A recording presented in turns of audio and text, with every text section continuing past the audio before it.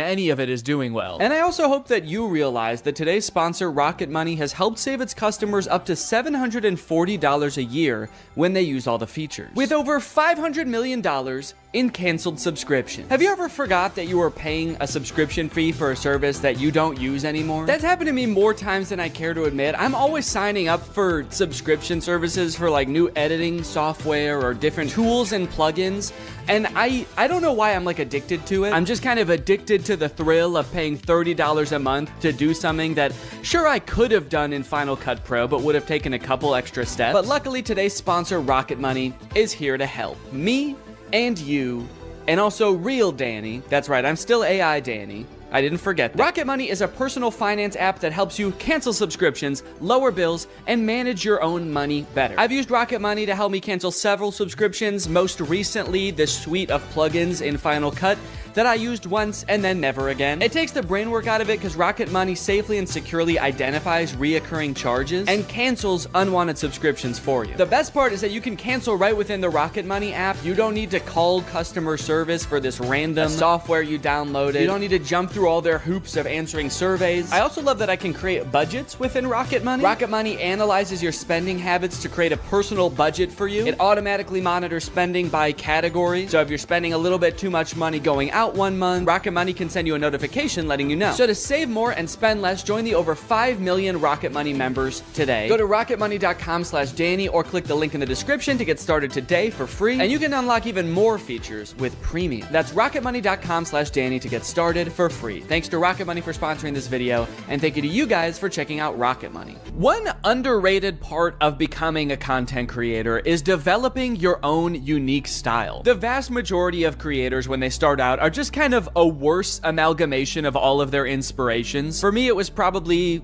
The Lonely Island and Jake and Amir with some Bo Burnham mixed in there. But over time, you start to make certain creative choices that distinguish you. Types of music that you choose for your video, the way you tell jokes, the name of your fan base, maybe even your thumbnails have a distinct look to them. I love it when creators take another step in developing their own personal style. A lot of people call it a brand. I think that sounds very corporate. To me, it feels a lot more personal than that. You're choosing what the best way to express yourself is. But unfortunately, this gives way to a completely different kind of copying on YouTube. Not copying content, but personality.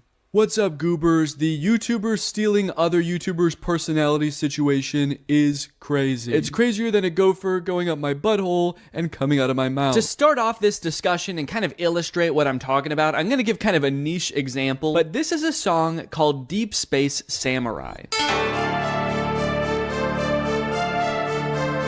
I first started hearing this song in the intro to Ryan Trahan's YouTube videos. My birthday is this weekend. I'm going to 3 iconic theme parks this week to go stay in the most strange Airbnbs. He first started using it in his shorts, and then he started using it in his full-length videos. And over time, to me, it sort of started to become like a theme song for Ryan. He uses it in a bunch of intros, and so when this song was playing, you knew it was a Ryan Trahan video. But within a couple months, because Ryan's videos are so popular, other creators have started taking that song and being like, and it's my theme song too. Today I'm building a secret zoo in my house. Today I'm building 50 secret rooms you'd never find. Today I'm building 3 amusement parks in my house. This dude, Ben Azalart, has taken the song that Ryan uses in his intros and has probably in recent months used it more than Ryan has. This might be a really niche example, and this might be something that only I notice, but to so deliberately take a song that is part of someone's like identity online and just be like, that's mine now. In fact, it's even more mine than it is yours, is crazy. There's other stylistic choices that Ryan in particular has pioneered that a bunch of people have started using, especially this one. The white screenshot of an app or a review with the rounded corners. A lot of times it's got a 1-star review on there. They've become a staple of Ryan's brand, and so of course, a bunch of people have started using that also, and oh, well, that one's my thumbnail. Okay, yeah, so I might have I might have done that too a little bit. In my defense, the corners are not rounded. And also, Ryan helped me come up with that thumbnail idea. This is kind of a weird line because this happens every time a YouTuber gets big and kind of takes the platform by storm and there's a lot of hype around them. I remember when Casey Neistat got big and suddenly every vlogger was putting these sort of lo-fi beats into their drone montages. And it's weird because at one point that was Casey's thing. And so to take that from him was specifically taking it from Casey. But at a certain point, it gets used so much that it just becomes part of the YouTube meta overall. There's so many people doing it now that by using it, you're not really taking one person's thing anymore. You're just kind of designing thumbnails the way people design thumbnails in the year 2024. Going back to Ben Azalart, the whole secret room thing is another one of those things that I don't know who thought of it first, but whoever did, you're a genius because that's all kids channels post anymore. I built a secret zoo in my house. I built 50 secret rooms you'll never find. I built a secret soccer field in my room. I built a secret tree house in my backyard. Who is this man hiding from? You're an adult, dude. You can just have a gaming room. Go ahead, dude. Treat yourself. You've earned it. I built a secret McDonald's in my room. Yo! Wow. Looks just like a real McDonald's. This type of picking up one thing or element about a YouTube video that made it popular and just beating it to death and a ton of channels copying it just makes YouTube so boring. Like putting I survived at the beginning of every title, even ones that make zero sense. I survived $1 versus $100,000 hotel room. I survived America's largest hotel room. I survived the world's only 7-star hotel. That moment when the hotel room is so large that you die. It's so big that you're dead now. When the hotel has 7 stars, the first 5 stars are to indicate how good it is. The last 2 are throwing stars. Run! This is the Mr. Beast font. It was popularized by Mr. Beast. I don't know if he was the first person to start using it, but it definitely got popular because of him. And now just like every kid's channel is like, we are Mr. Beast too. You guys, I get it. Mr. Beast gets a lot of views. He's probably very rich. But what exactly are you trying to accomplish by taking the man's font? Some of you guys have been doing YouTube for so long, there's no way you guys think the font is what made him popular. You guys don't think the font is what made him popular, right? The Stokes twins are the king of copying other people's content. Here they use the Mr. Beast font in this Eating 100 Years of McDonald's video, where they eat McDonald's food from 1950 and 2050. All right, I'll admit it, that was not the 100-year range I was expecting. You guys know what year it is, right? The Stokes twins have gained 90 million followers by basically copying everybody's ideas and trying to be Mr. Beast clones. Mr. Beast's channel banner says subscribe for a cookie. And the Stokes twins channel banner says subscribe equals cookie. Stokes twins, do you think that that is why Mr. Beast has as many subscribers as he does? Because he promised cookies? I think a lot of this comes down to blatant and shameless stealing. Some of it might come down to what Little Joel calls in a video algorithm folklore. What interests me is this one particular moment where Ludwig says this about uploading YouTube videos. One quick key, by the way, if you guys are ever uploading videos, they'll use whatever the video's file name is for the algorithm. I have heard this claim a million times. I heard it when I was just getting my YouTube channel started. And what's odd about it is that there's never been any evidence at all that this is the case. Because so many YouTubers see the algorithm as this like weird entity that works in mysterious ways, it does seem like it could be possible for creators to believe that the font you pick in the thumbnail really matters because the algorithm uses it to sort your videos. Or maybe putting I survived at the beginning of a title of a video of you having like the best day of your life helps trick the algorithm into thinking that you are Mr. Beast. And for people whose entire livelihoods is YouTube, and maybe they have a ton of employees, and so every video has to be a banger, otherwise you have to let people go, maybe you're more likely to cling on to some old wives' tales of YouTube. Or maybe it's just blatant stealing. Maybe they just want to confuse viewers into thinking that they are the person they're stealing from, a la ratatouille. This type of thing always happens on YouTube and probably will always happen. And my biggest gripe with it is it just makes YouTube so boring, you know? Boring, unlike this next guy I want to talk about. Ladies and gentlemen, give it up for the king of stealing content on YouTube, Brent Joseph Rivera! Go straight to your room, young man!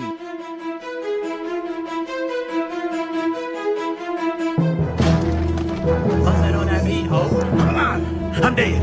I'm watching TV. What's up, guys? I'm recording recording this part of the video from the secret gaming room I built in the White House. It's very possible you've seen videos about Brent Rivera stealing content before. He's been doing it for years, and I think he's the final boss of content theft for 2 reasons. Number 1, the way he steals the vast majority of the time is just pure plagiarism. It's not like he's re-uploading other people's content. He's using other people's ideas, but pretending like they were his ideas. And 2, longevity. Brent has been making content since Vine. I really feel like he should know how to come up with his own ideas by now. Like I said, we all start out taking inspiration from other people, but like, I think you've been doing it long enough where you don't have any more excuses, Brent. You gotta kind of learn how to make videos on your own. And it actually is strange because he copies from other creators a lot, but sometimes he does come up with his own videos and makes original thumbnails, and they do decently well. So why does Brent still resort to stealing so often? Does he just do it for fun at this point? Like for old time's sake? In a way, he's kind of like the Hamburglar of YouTube. He's like, I just am a thief. I don't know what you want me to do. It's part of my identity. I could choose not to dress like a burglar and wear a little burglar mask, but I prefer people know. Oh, you want me to change? You want me to stop being a burglar? It's my fucking name. Why didn't you tell Ronald McDonald to stop being a clown? Or Grimace to stop having a big juicy purple ass? That's right, you wouldn't. Brent practices a strategy on YouTube that unfortunately is pretty popular right now, where creators will scour other YouTubers' pages for their most popular videos and then just remake them. Same title, same thumbnail, nothing changed. This method, unfortunately, does work really well. One time, Brent copied my friend Eddie's thumbnail down to almost every detail, except he just changed what kind of restaurant he was going to. This is a weird example, because it's literally the same thumbnail, but he did change it technically. While Eddie's video asks, what toll will it take on me to eat at the same kids' restaurant in different locations over and over for weeks? Brent's video asks, how sick would it be if I ate a bunch of really good food? I'm going to every single Gordon Ramsay restaurant in America. The answer will shock you. First impressions, this restaurant is sick. Wait, that didn't shock me. That's exactly what I thought was gonna happen. It's sick. Hi, Brent. Hi, Drew. It's Gordon. There's no way that's you. Of course it's me. That's why I'm FaceTiming you live. Listen. Why did he say it like that? Now I feel like he's not FaceTiming them live. Now, to be fair to Brent, he actually did credit Eddie in the description for using a similar thumbnail to him, but then he deleted that credit and changed the thumbnail to be copying this YouTuber instead. Brent, what's going on, man? Are you okay? He's like on a mission to copy as many YouTubers as possible. He can't even copy one YouTuber per video anymore. Now, while his thumbnail stealing is pretty bad, to give him credit, the actual videos themselves are usually pretty different. They're mostly just scripted sketches like this video, I exposed the world's most evil teacher. This thumbnail is copied from a Rebecca Zamolo video, and in her video, Rebecca is testing 1-star teachers to make sure they never teach preschool to her daughter. Today we're exposing the worst rated teachers. Zadie's gonna be going to preschool soon, and we cannot let her get taught by any of these horrible teachers. Still don't really know how that works exactly, but Brent's video is about a principal of a middle school who tells Brent that if he can spend the entire day with the world's strictest teacher, then he can become principal for a day. Last week, the principal of the world's strictest school proposed a bet that if I spent a full day with the world's strictest teacher, he would let me be principal for an entire day at Ironwood Academy. I don't know why the principal is making this offer to Brent, a man in his 20s with none of the relevant training. Perhaps more concerning though, I don't know why Brent is so eager and determined to become principal of a random middle school. I don't know about you guys, but I'm scared to find out. Good morning, This is the last person I want to see on my weekend. The last person you want to see on your weekend is the principal of a middle school you don't go to? Guys, you're all adults. He has no power over you in this circumstance. Just tell him to fuck off. Do it. Tell the principal to fuck off. In this kid's video, tell him to fuck off. So they end up spending the day with this strict teacher, and sure, she's like mean to them, but honestly, I would be too. I wouldn't want these 3 strange boys becoming principal either. Ow! What? Oh my gosh! Why are you slapping me in the face with a hot dog? Because it's funny! What? Even the kids hate Brent and his friends in this video. They cheer when they get punished. One of the kids tries to beat the shit out of them. They're like, yeah, our teacher might have been bad, but at least she is a teacher. You guys are just 3 weirdos. I think we have to kill you. What are you doing with Miss Harshman's water bottle? Oh, I filled it up with toilet water. Bro, Hey, that's actually a really funny idea. This water tastes like... I don't know what their goal was with that. They're supposed to get through the entire day without getting in trouble. And they're like, well, maybe if we try to poison the teacher, she'll be so dead that she can't snitch on us. It's the perfect crime. So strange plot and bad morals aside, it is just a scripted kids video. They're decently well produced for a YouTube video. I mean, Brent hired actors, rented a location for this. Outside of the content theft, Brent truly is working hard to make the world a different place. On TikTok, on the other hand, he actually does just steal videos completely, word for word, shot for shot, no credit given the vast majority of the time. But actually, the most confusing example I've seen of Brent stealing content, and the one that has stuck with me the most for whatever reason, is his music. Brent occasionally posts comedic music videos, and I guess I have the assumption that when a YouTuber starts releasing music, it's kind of like a passion project for them. You know, maybe your regular videos have become too much of a full-time job when they used to be a hobby, so you start exploring new creative outlets where you can let your real creative spirit shine. Not Brent.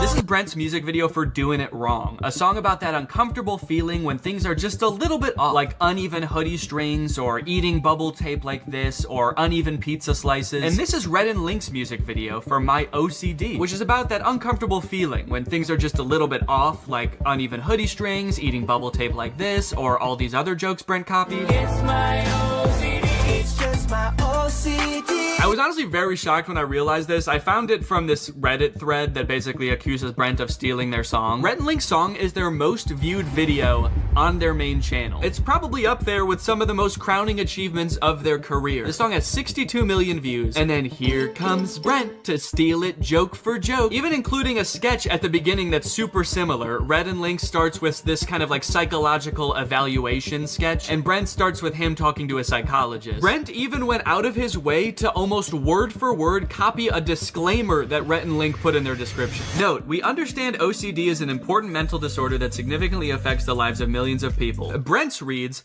important note. I understand that OCD is a serious mental disorder that significantly affects the lives of millions of people across the globe. Now, I should point out that the thumbnail and title copying Brent Rivera does is in no way limited to Brent Rivera. This happens a lot on YouTube. It's actually a pretty big problem, I would say. It seems like almost every big kids channel does it, but even creators you wouldn't think do it do kind of just take other popular ideas all the time. Even creators that would like you to think they don't. I don't know if you guys know who Airrack is, but here he is in a video calling out Brent for stealing his thumbnails. Brent Rivera, you are most likely to copy my thumbnails. And then here he is stealing a thumbnail. Here's Mr. Beast copying a thumbnail almost exactly. Brent particularly has done this so much and been called out for it so many times that I'm actually kind of amazed he hasn't let the criticism get to him or stop him. Brent probably has enough money to never have to work again. He probably has a ton of people working for him who could be coming up with original ideas around the clock. But instead, he insists on copying other creators. Maybe copying content is just so fun that he literally cannot stop.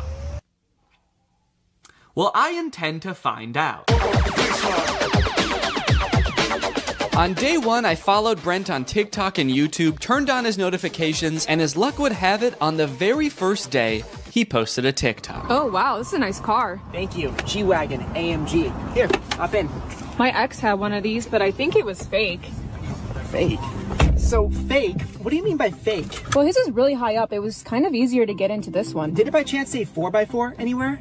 No, but there was a math problem here, 4 times 4 squared, but he doesn't like math. So basically the premise of the video is that his girlfriend's ex had a nicer G-Wagon than him, but it's so nice that she thought it was a fake G-Wagon because it had all these weird branding details. Brent swooping in once again with one of the most classic, relatable scenarios known to man. It's no wonder this thing has 40,000 likes. I have not only seen this type of video before, I think I've actually seen Brent make this video before. My ex had a fake Ferrari. Okay, if you search when her ex had a fake car, there's like a million videos with this same premise. Her ex having a fake Lambo, her ex having a fake BMW. So it's interesting because there is this fine line between copying a video and participating in a trend. This video has been remade so many different times by so many different people, it's actually hard for me to even find the original. So at this point, it kind of is a trend. Well, recreating this one's gonna be a little bit tricky because I don't have a G-Wagon.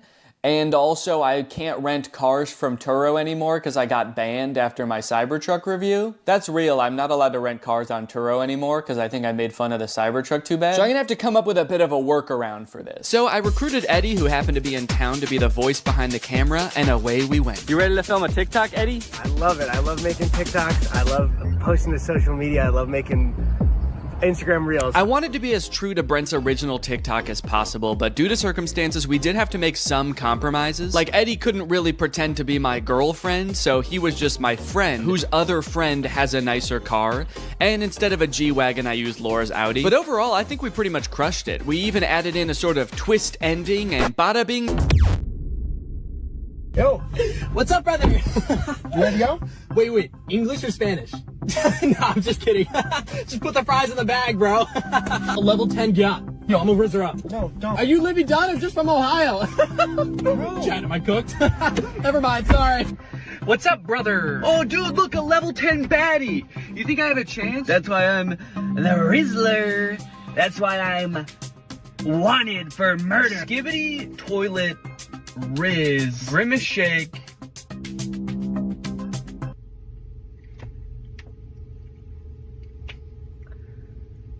Okay, a couple days later, Brent has posted a second TikTok. I went and searched a bit on TikTok. I searched this caption, and I didn't find this exact TikTok anywhere, so this might be a Brent Rivera original. This is a bit of a trend, a person who speaks only in brain rot being like Gen Alpha TikTok slang, but I haven't seen any other in this exact format where it's two people talking in the car. So I'll give them credit where credit is due. They came up with an original idea. I will say, compared to the car TikTok that they just stole, this one is not doing as well. It has 50,000 views and only 5,000 likes.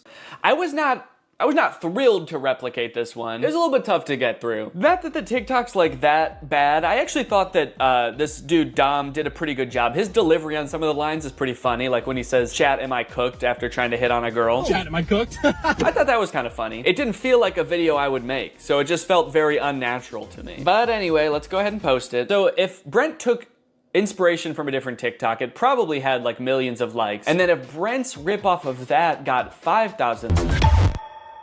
Alright, just wanted to give you an update on the TikTok so far. After posting 2 TikToks, it does seem like people are starting to catch on that I might be copying Brent. Is Danny doing the same videos as Brent Rivera? So,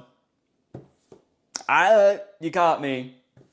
Yes, I am. So 2 videos in, and people are already figuring out that I'm just copying Brent. So that just goes to show that if you want to copy other creators online, it's not gonna take very long for people to start noticing that you're doing that. I guess people were like, well, the first one could have just been a coincidence, but once you do it twice, then it's a pattern. And third time is a charm. Once I do this one more time, people will be charmed by my videos. Another interesting note is the TikToks are doing really well. The first one almost has 2 million views, the second one 2.3 million, and I think they both have more likes even than Brent's TikTok. This one has 300,000, the second one has 500,000, and Brent's TikTok, oh wait. Oh, did Brent? Oh, okay, Brent deleted his TikTok. I guess it wasn't getting enough likes. That's crazy. He just deleted it because it wasn't doing well enough. That's actually pretty surprising though that it didn't do well because mine did great. Mine has 500,000 likes. I don't know, Brent, I would post it again, honestly. This one's crushing. So now that I've posted 2 TikToks and Brent has posted 2 TikToks, but he's deleted one of them, it's kind of like I'm more Brent than even he is.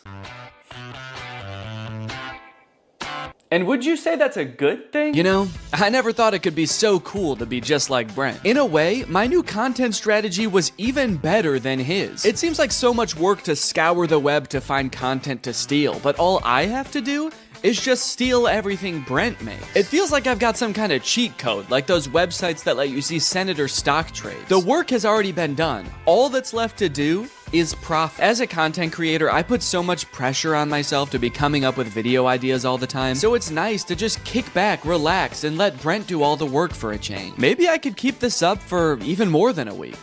Maybe I could do a month, even a year. The day that I have been long dreading has finally arrived. Brent has posted a YouTube video. He actually posted it 4 days ago, but then the weekend came and I didn't want to work on it on the weekend, and then couple more days pass, so he actually posted it a few days ago, but I'm gonna recreate it now. It's called I Exposed the World's Most Evil Babysitter. Today, I'm exposing the world's most evil babysitters. These babysitters are so evil, they're banned from literally every website. They're banned from Yelp? I can understand them being banned from specifically babysitter websites. Like, you shouldn't be able to book them through babysitter websites. But being banned from Yelp? That seems kind of counterproductive. I think we should keep them on Yelp if they're really that bad. I'm gonna be exposing the babysitters to their parents in hopes of getting them fired. They're going into these homes with the evil babysitters, and they're gonna expose how evil they are. That way the parents will fire the babysitter. You would think that being banned from every babysitter website would be enough for these parents. Like, I don't know why Brent needs to come in and prove it to them. Let's skip forward and see what kind of evil stuff this babysitter's gonna do. This review says she super glued a kid to the toilet because he wasn't doing his homework. Ow! Well, that's a crappy situation. Oh, that's kind of a crappy situation. Child abuse. Yeah, that's not good. And things were bad right from the start. Can you believe these people? What am I getting honked at for? A-hole! I like that this evil babysitter is just an elderly woman that doesn't drive well. She's evil! You know, just watching her, she knows damn well how to drive. She's just doing this on purpose. And then a lot of the video seems like Brent and his friends pulling pranks on these babysitters. So they may be evil, but you know, Brent is kind of fighting fire with fire. Two wrongs doesn't make a right, Brent. You all leave. Okay. Now, what is going on? You go stand in the corner. Why is my daughter in the corner? Okay, so they throw a fake party to get the babysitter mad at the kid so that the babysitter yells at the kid, and then they have the parents come back in after the party has left to be like, look, she's crazy. They had a party, a mariachi party. She's yelling at this girl for throwing a party. There's no party here. So it seems like in this one, they've basically framed the babysitter. So I'm gonna have to recreate this video, at least the title and thumbnail. But luckily when Brent copies a video on YouTube, he usually doesn't copy the actual video. He just copies the title and thumbnail. So I can kind of do the same thing. I can use the same title, same thumbnail, but then make the video itself kind of about whatever I want. So I thought about doing a commentary on the world's most evil real babysitters, but then I started to read up on it, and it was way too depressing for a comedy video. I don't know if you guys have ever heard of this crazy website called The News, but there's some crazy stuff on it. Anyway, I found this YouTube channel called Generation Hope that basically makes low-budget Darman style videos, and they had one about an evil babysitter, so I got to work filming a video about that. Then I took a picture of myself for the thumbnail, and uploaded it to my second. That night I couldn't sleep. I couldn't help thinking about something I'd said earlier that day. Two wrongs doesn't make a right, Brent. I thought by stealing content I could have some fun, grow my following, and most importantly, to be honest, kind of give Brent a taste of his own medicine a little bit, but is it worth it? That night, Brent posted 2 more TikToks that I was supposed to steal tomorrow. Both stolen from other creators, and sure, if I stole them, it could be really awesome, and I could get a ton of views. But the TikToks are so similar to the original that I wouldn't just be stealing from Brent. I'd be stealing from the person he's stealing from, too. Would I be giving Brent a taste of his own medicine? Or would I be giving the original creator a second taste of Brent's medicine? I've already gained 50,000 followers from the 2 TikToks I've posted. Stolen TikToks. What am I gonna do? What am I gonna do? Alright, I do have to recreate these 2 final TikToks in order to complete the challenge. But I need to do so in a way that doesn't affect the original creators. So, I'm gonna recreate the TikToks, I'm gonna edit them together, and then I'm just not gonna post them. There we go, perfect. Okay, so this video is called POV Your Older Sibling is Being Nice. And nice is in quotes, so it's a bunch of scenes where Brent is acting nice. He's giving his sister the last ice cream bar, he's giving her money, but he's doing it in a classic older sibling way, where he's basically being kind of mean about it. There's only one left. Here, have it. Really? Yeah, take it. Why? Take it! Jeez. Here, Lexi, got you a coffee. Wait, what? You got me coffee? Yeah. Wait, did you get me a straw? Oh, yeah, here.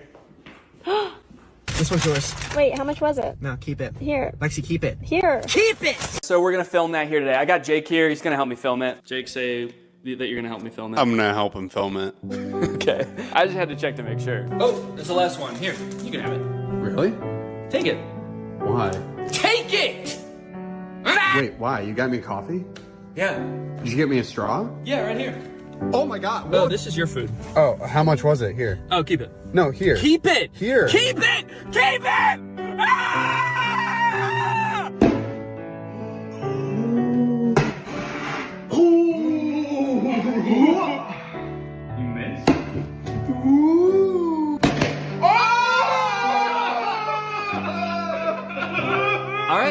that's it. A week's worth of Brent Rivera content in the bag. And you know what? I feel really good about posting those videos. I got to have my fun. I got to steal some content, make a couple videos that I knew full well if I ever did decide to post them would go so freaking viral. In fact, I had so much fun that I'm gonna keep doing it. Forever. Every time Brent posts anything online from now until forever, I am going to recreate it word for word, shot for shot, and then I'm just gonna hold on to it. So Brent, next time you steal some content, just remember, bro, I'm gonna be in my own house by myself, stealing it too. So if you're ever feeling alone, just remember that. Brent, if you're watching this and you somehow made it this far into the video, I could understand seeing all these people criticize you and having the mentality that these people are just haters, these people are just jealous. But look, man, I don't hate you. I understand you're just making videos on the internet. It probably doesn't seem like the biggest deal in the world to copy other people. Do I think you're an irredeemable person or even like the most evil person on YouTube? No, of course not. Do I think that you frequently make shady decisions to further your career? Yeah. We're both successful creators and we've both been doing this for long enough that we should be driving forces of creativity on this platform, or at the very least not using other smaller creators as rungs on a ladder to advance your own career. Maybe you don't particularly care about getting respect from other creators and literally the only thing that you're prioritizing is your bottom line. Or maybe you feel like you're making a difference in the lives of the kids who watch your videos, and so in your mind that justifies being able to do whatever to get to that position. From watching your videos, I do get the sense that you have a good time making them. I feel like if I was you, my favorite part of the job would be like getting on camera with your friends and goofing around. You probably like the parts of your job where you're coming up with funny ideas of what to do in your sketches. And I honestly would have no problem with your content if you just focused on doing that. I can tell you from experience, and I know a lot of other YouTubers feel the same way, that the more you try to exploit the algorithm or trick the system into gaining followers, like this game of copying other popular ideas, the more soul-sucking and draining this job becomes. So if you're in it because you like goofing around or you like making an impact on kids' lives, focus on that. That's awesome. I saw that TikTok someone made about you recently that you responded to, saying that your job is like their nightmare job, making content that's relatable to middle schoolers or high schoolers. And you responded with a bunch of TikToks basically saying that, you know, you make an impact on a lot of kids' lives. It did seem like a little bit like you were using the sick kids in those videos to like kind of really drive that point home. It felt a little bit weird to me. But I do disagree with the original TikTok in that I don't think that making content for young people has to be inherently this, you know, shady pursuit. As long as it's actually for kids, which I also think that you've kind of missed the mark on sometimes, and you're not blatantly plagiarizing other people, I don't think there's any problem with that. And I would have so much respect for you if you just like owned that. Having the mentality that it's okay to steal content from other people because you're making such an impact on other people's lives feels to me more like you're patting yourself on the back rather than really trying to make an effort to be like a good creative force in these kids' lives. So look, dude, I think that there's room for you for an awesome path forward. Are you gonna be the guy who stole content from other people and tricked the algorithm and used other creators as pawns all the way to the top? Or are you gonna be the guy that pursued what he loves? Anyways, guys, that's pretty much it. Thank you for watching. After making this video and watching all of that stolen content, I feel like I wanna go like a whole week without watching any content. So thanks for watching. Bye-bye. What's up, Greg, and welcome back to another episode of Please Stop Trying to Give Birth at Disneyland.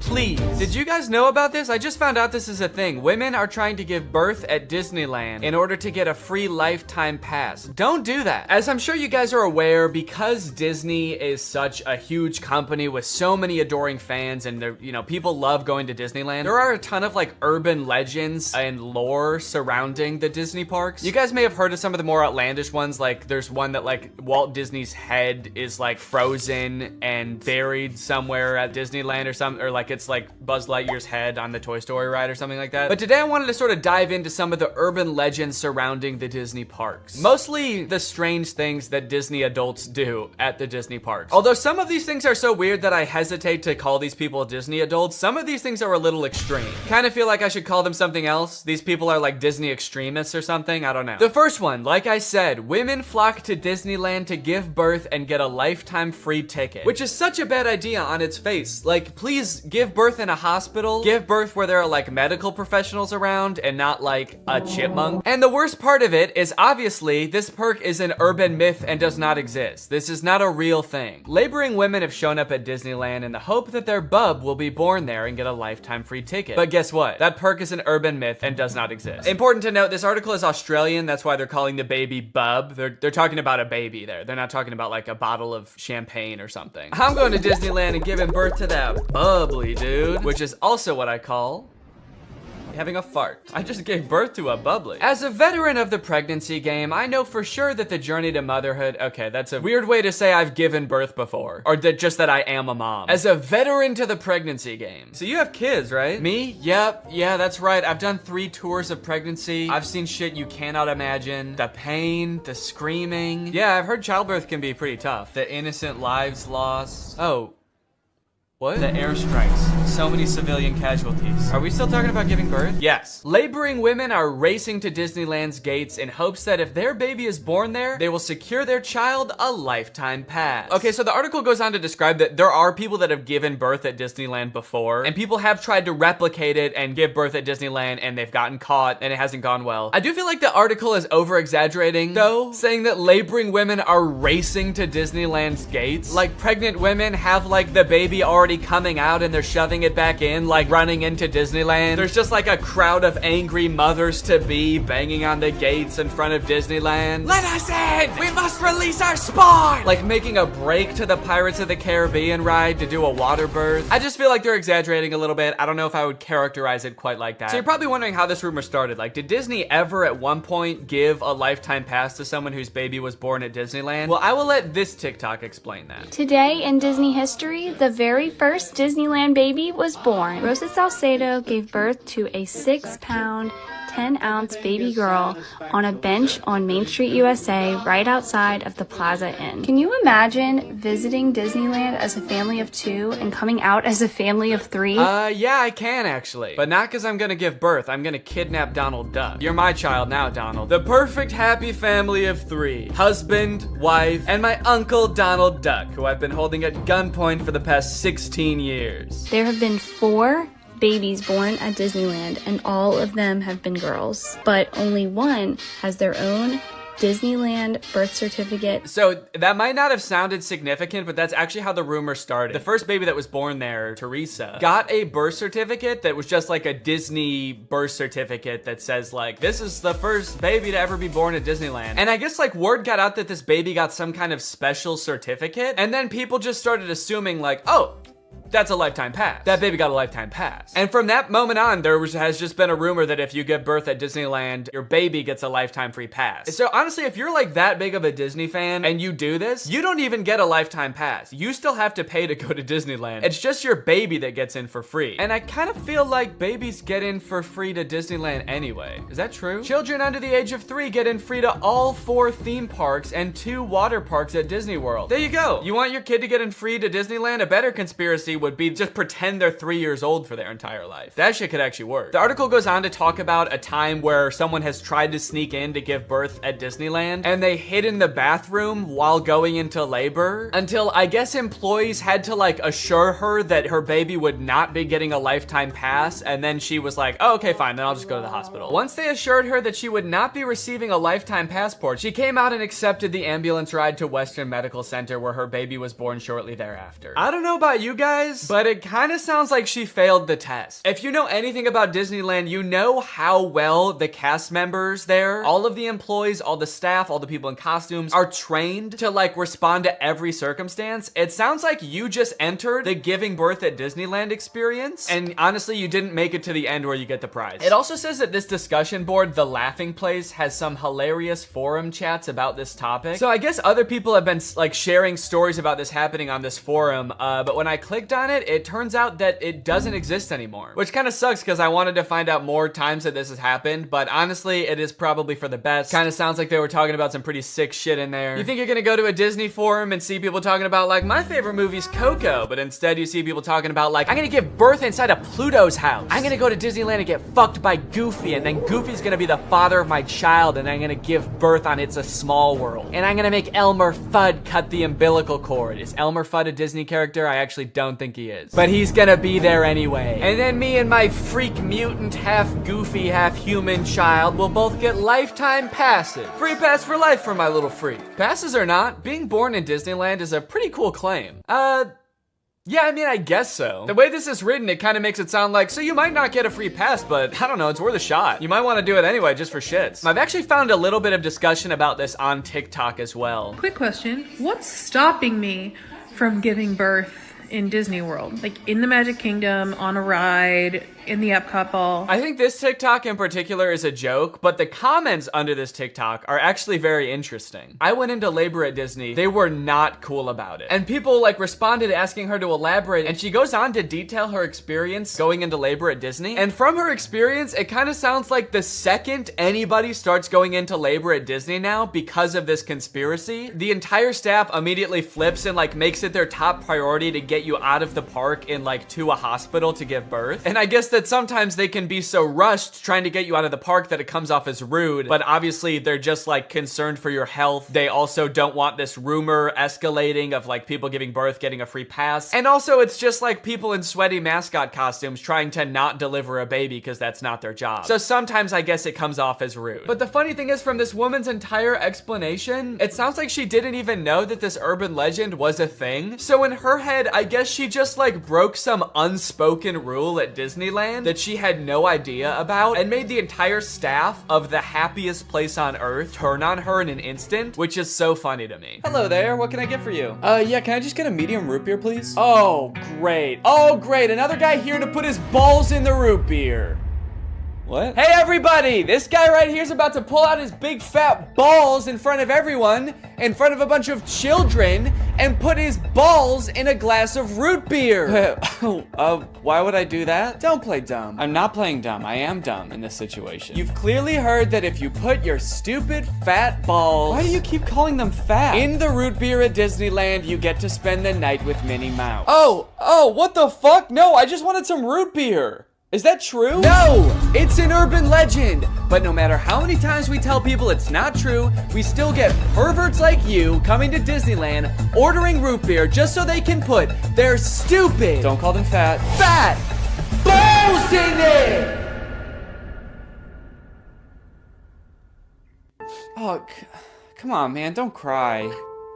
I already am. Why do you still sell root beer if this keeps happening? Because if you shit in the root beer, you actually do get a free fast pass for Space Mountain. Okay, I don't want to put my balls in root beer, and I definitely don't want to shit in the root beer, okay? I legitimately just want to drink some root beer. Oh. Sorry, my bad, man. I didn't know. Okay, well, that's literally what I asked for, so here you go. Ah, what the fuck is that? It's Walt Disney's head. You said the secret code, so here's his head. No, root beer. What? I wanted root beer. I wanted to drink root beer. So no head? No. Overall, pretty disappointing that anyone actually believed this in the first place. In what world would Disney want to foster an environment where mothers are coming into their park, their theme park, to try to give birth? Especially if they're not like billing it back to the person that gave birth and being like, okay, here's your hospital bill, and because it's Disney, it was $1 million. Now, by now, it should be no surprise to you that there are some people in this world that want to spend every waking moment of their lives at Disneyland, especially their most precious moments in life, which is why you can also get married at Disneyland. Let's take a look at some of the craziest places you can get married at Disney World. Starting at $12,000, you can get married at the Haunted Mansion in Disney World. But just like expecting mothers trying to sneak into the bathroom to pop out a quick person, couples are of course also trying to cheat the system and avoid paying to have their wedding at Disney. So they'll just like sneak in with like themselves, maybe a couple family members and an officiant, and just like have the wedding in like a somewhat secluded area of the park. Here we have an article that details a San Diego couple sharing their secret Disneyland wedding story. Not many people can say they secretly got married in Disneyland's Sleeping Beauty Castle. 2 years ago, Gabriel and Andrea had been saving up for their dream wedding at Disneyland. However, when they began looking for wedding options options at the park, the couple said that the cheapest option was $12,000. Instead, they decided to spend their life savings on a house. Great move, honestly. No complaints so far. That's a very wise choice. So Gabriel and Andrea decided to have a secret wedding at Disneyland. The couple gathered Gabriel's oldest daughter, an ordained minister, a witness, and packed their bags, heading for Disneyland for what they called a guerrilla-style wedding. Now, I don't know much about weddings. I've only had one, but I do know that you don't generally want to have them guerrilla style. Like when we were planning our wedding, that word almost never came up, I don't think. Just imagining them describing their wedding afterwards, like, yeah, it was so romantic. We hid in the bushes for 8 hours in the hot Florida sun wearing camo paint, waiting for the crowds to die down. You know, just sort of waiting out the crowds and the gunshots, the airstrikes. Airstrikes? Then we popped out and I said I do. Happiest day of my life. Here's my favorite picture of the big day. Now buckle up because this next urban legend is about to get nasty. Quite literally, this is disgusting. Like I said, the most devoted Disney fans would probably spend forever at Disney if they could, but maybe they can. For years and years, the Haunted Mansion has been the home to an endless supply of Disney myths and legends. But the attraction's most prevalent and persistent rumor is that guests regularly spread the remains of their friends and family inside the ride. This can't be true though, right? It is 100% true. Yes, that is right, and I don't want to bash anybody's final wishes. I know that that's a very personal thing, but spreading human remains in a public place that people are like walking around and touching? Please don't do that. Or you know what, I should say, you know, because I feel bad for people who are just trying to honor their dead relatives' wishes or whatever. If you're alive still and you're watching this video and that's gonna be in your will, please take it out. Don't make people do that on your behalf. Honestly, I am a little relieved that people are sticking to like spreading ashes at least, because there are a lot of different ways to dispose of a body. It was actually my grandpa's greatest wish to be laid to rest at Disney. Oh, that's sweet. You're gonna scatter his ashes around at the park? Not exactly. The Haunted Mansion probably has so much human ashes in it, it's not even funny, said one Disneyland custodian. Blech! That is the nastiest thing. Oh my God. Don't do that. Do not do that. Please. People scatter their loved ones' ashes in the Disney parks monthly. Can you imagine just like being on a ride and the person next to you is dumping out ashes? Disney employees are literally aware of this too. They have to follow special protocols every time this happens. The custodians are used to identifying and vacuuming up these ashes. I don't know why I was surprised to hear they vacuum them up. Of course they do. It's a literal human corpse, basically. Of course they get rid of it. The people who are like requesting this happen to their bodies must know this, right? They must know that some custodian that does not willingly work in like a morgue or something is going to have to take care of that. This sounds awful for everyone. If you're the custodian, you have to vacuum it up, but if you're the person that just lost someone you care about, you have to know that they're just gonna vacuum it up. They might even make you watch. They have you come identify all the places that you scattered the remains, and then they just like make eye contact with you while they're vacuuming it up. This is going in the garbage now. We're gonna throw this in the garbage now. Say bye-bye. So when you're laying them to rest in the happiest place on earth, you're actually condemning them to forever in the suckiest place in the world. Yes, that is a very funny joke. And people will put them anywhere too. Like flower beds, bushes, the lawn at Magic Kingdom, outside the park gates. Outside the park gates? They'll put this shit anywhere too, you know, outside the park gates, on the highway on the way home, the McDonald's across the street, Universal Studios, shit anywhere. It doesn't really matter. I feel so bad for the employees that have to deal with this, honestly. That would be so scary. Honestly, even as a patron, you know, I honestly like going to Disneyland every once in a while. I think it's pretty fun. But next time I go, I am going to be terrified that I'm like touching human remains at all times. Especially now knowing that they put them everywhere. I'm gonna be eating a turkey leg and wondering like, is this actually some guy's leg? They're most frequently dispersed around the Haunted Mansion, which is kind of perfect if you ask me. Okay, this girl's actually a little bit too into it. But now this whole ashes thing, which is not really an urban legend, is actually true, has actually spawned urban legends out of it, as you can see here. Have you heard of the legend of the crying boy at the Haunted Mansion in Disneyland? The story goes a mother spread her son's ashes without permission from Disneyland, and you can see him crying as you're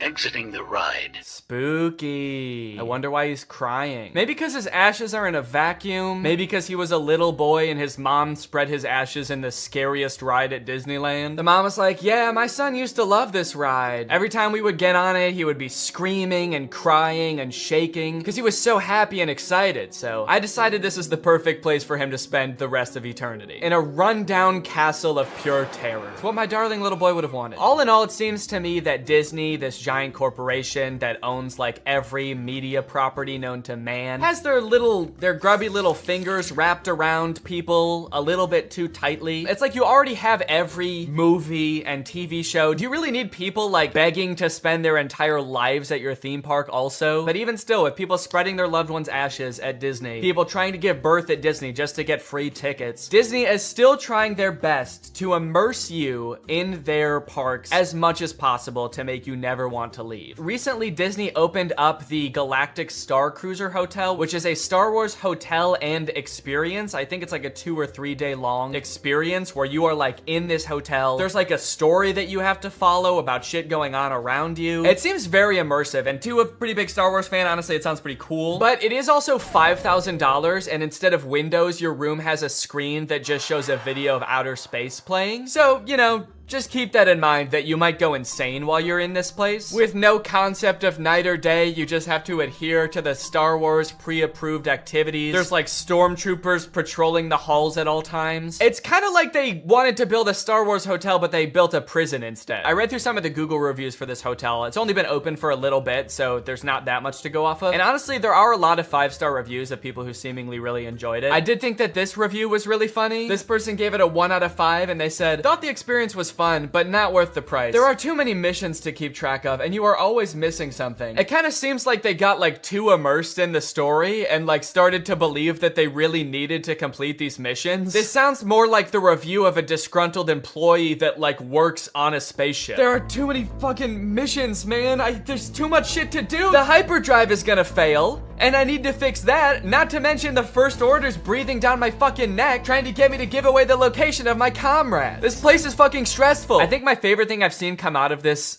Star Wars hotel is this apparently now deleted ad for the experience that says, strike unlikely alliances in your very own Star Wars story. Apparently when you come in, you can decide if you want to be like on the good side or the bad side. So this, holy shit, this place is metal, dude. This goes hard. It's crazy to me that you actually can choose to be on the side of like the evil intergalactic fascists, basically. You and your preteen daughter can don First Order uniforms and betray one of your favorite character's trusts, Chewbacca, giving away his location and leading the First Order directly to him, who will take him away to be tortured and then eventually executed. It might be a little too immersive. It might be. We're gonna start hearing people come back and you're gonna be like, how was your trip? You went to the Star Wars hotel, right? And they'll be like, the guilt over my actions will haunt me forever.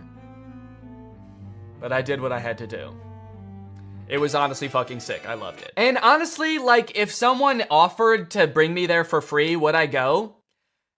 Yes, I probably would. Yeah, honestly, I would like to go 100%. I would like to go. And as if living in an intergalactic prison day-to-day life is curated by Disney. Oh gosh. I feel like we have so much chemistry together. Me too. This has been great. This date was a lot of fun. I really haven't connected with anyone like this in a long time. Fantastic. How likely would you be to recommend this experience to a friend? What? On a scale from 1 to 10, how would you rate my performance? Performance? I thought you were just like genuinely interested in me, like romantically. Oh, perfect. So a 10 then? I really opened up to you. And you opened up to me. That's all just part of the story living experience. It's Disney magic. So that whole story you told me about how sad you were that you had to release your pet into the wild because it had grown to be wild. That was the plot of The Fox and the Hound. What the fuck is wrong with you? Thank you for riding Disney's Love Connection. Please make sure you pick up all your belongings as you exit the ride. Are you an animatronic? Please do not try to fuck any of the animatronics. Are you all animatronic? Have a lovely day here at Am I the only person that lives here? Anyway, that's the end of the video. It's time to talk about our sponsor. What's up?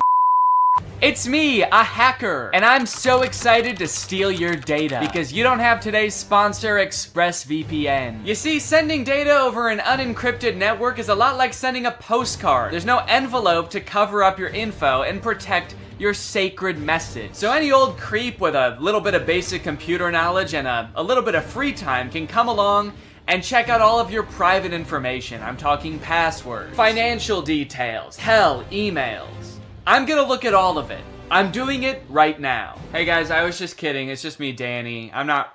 Well, I wasn't kidding about most of it, actually.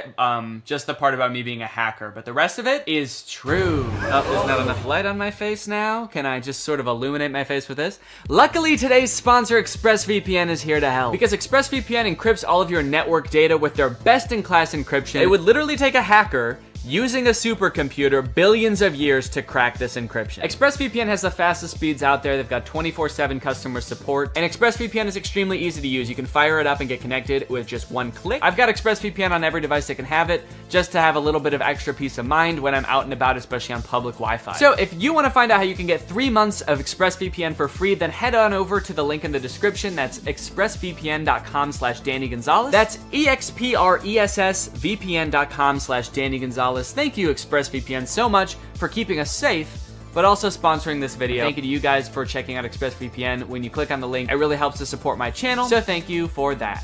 All right, thank you guys for watching this video. I hope you enjoyed it. If you're new here and you're not subscribed yet, make sure you subscribe and turn on my notifications to join Greg. Greg is what I call my army here on YouTube. We are a ruthless army whose violence and terror knows no bounds. Please subscribe and turn on my notifications to join, and I will see you next time. Bye-bye. Guys, real quick, I have new merch, and also there's a big sale going on in my merch store right now until December 1st, and 4 random orders during the sale are going to receive one of the physical drawings that I did in the fake AI video. So if you want to check out the new merch or get some discounted merch, then head on over to DannyGonzalez.store, and now here's the video. Fashion changes fast, like really fast. Looking at this picture of myself wearing a V-neck and cargo shorts feels like looking into an old photograph from the 1910s, where like everybody in it is dead now. But believe it or not, this picture was only taken 2 weeks ago. That's how fast fashion trends change. Remember that weird t-shirt I was wearing at the beginning of this intro? I've already thrown it into a landfill. That's how fast fashion trends change. Styles change so quickly over the years, it feels impossible to predict what is going to be popular next year, let alone like 30 years from now in say 2050, which is scary to me because by then I'm gonna be old, I'm gonna be falling out of style. But luckily, some experts think they've already figured it out. I found a few articles claiming to predict what the fashion of the future will look like. And if I can just buy all that stuff now, then I can become the ideal man of the future today. So my goal is to go through each of these 3 articles and craft one outfit based on what each one predicts. That way I can cover all my bases no matter what the future looks like. And then we can decide together which future we would most like to live in. Okay, this is an article on a website called Dream Zone, and it's called 2050, the fashion of the future. Adaptable wearable technology. Most of us will live close to the printing house or have a 3D printer at home. Huh? What is this about everybody living close to the printing house? Like Kinko's? I do mess with the idea of 3D printed clothing though, that's kind of sick. The idea that everything you own can fit perfectly because it's like 3D printed, custom to your body, is kind of cool. Socks will recycle themselves. Wearing for a few days and discarding will become a thing of the past. I don't do that currently. Wearing for a few days and then discarding? We don't do that. That's something that you do. You made that up. Fashion trends will not get banned, but it will be made from paper so that everything which is old can be dropped off to domestic recycling. So what I'm getting from this article, 3D printed clothes and recyclable clothes. When I Googled 3D printed clothes, I came across this company called Zellerfield that makes 3D printed shoes specifically designed for your exact feet using scans of your dogs that you send them. They have a bunch of different models of shoe. This one's got a face on it. Actually, it's got 2 faces on it. It's got one on the front and one on the back. Voldemort-ass shoe. Incredible feel, fused 3D lattice with no stitching, glue, or weak points. That actually is kind of cool. So there's no stitching. It's just all assembled basically together. It's all one solid piece. Kind of like a crock.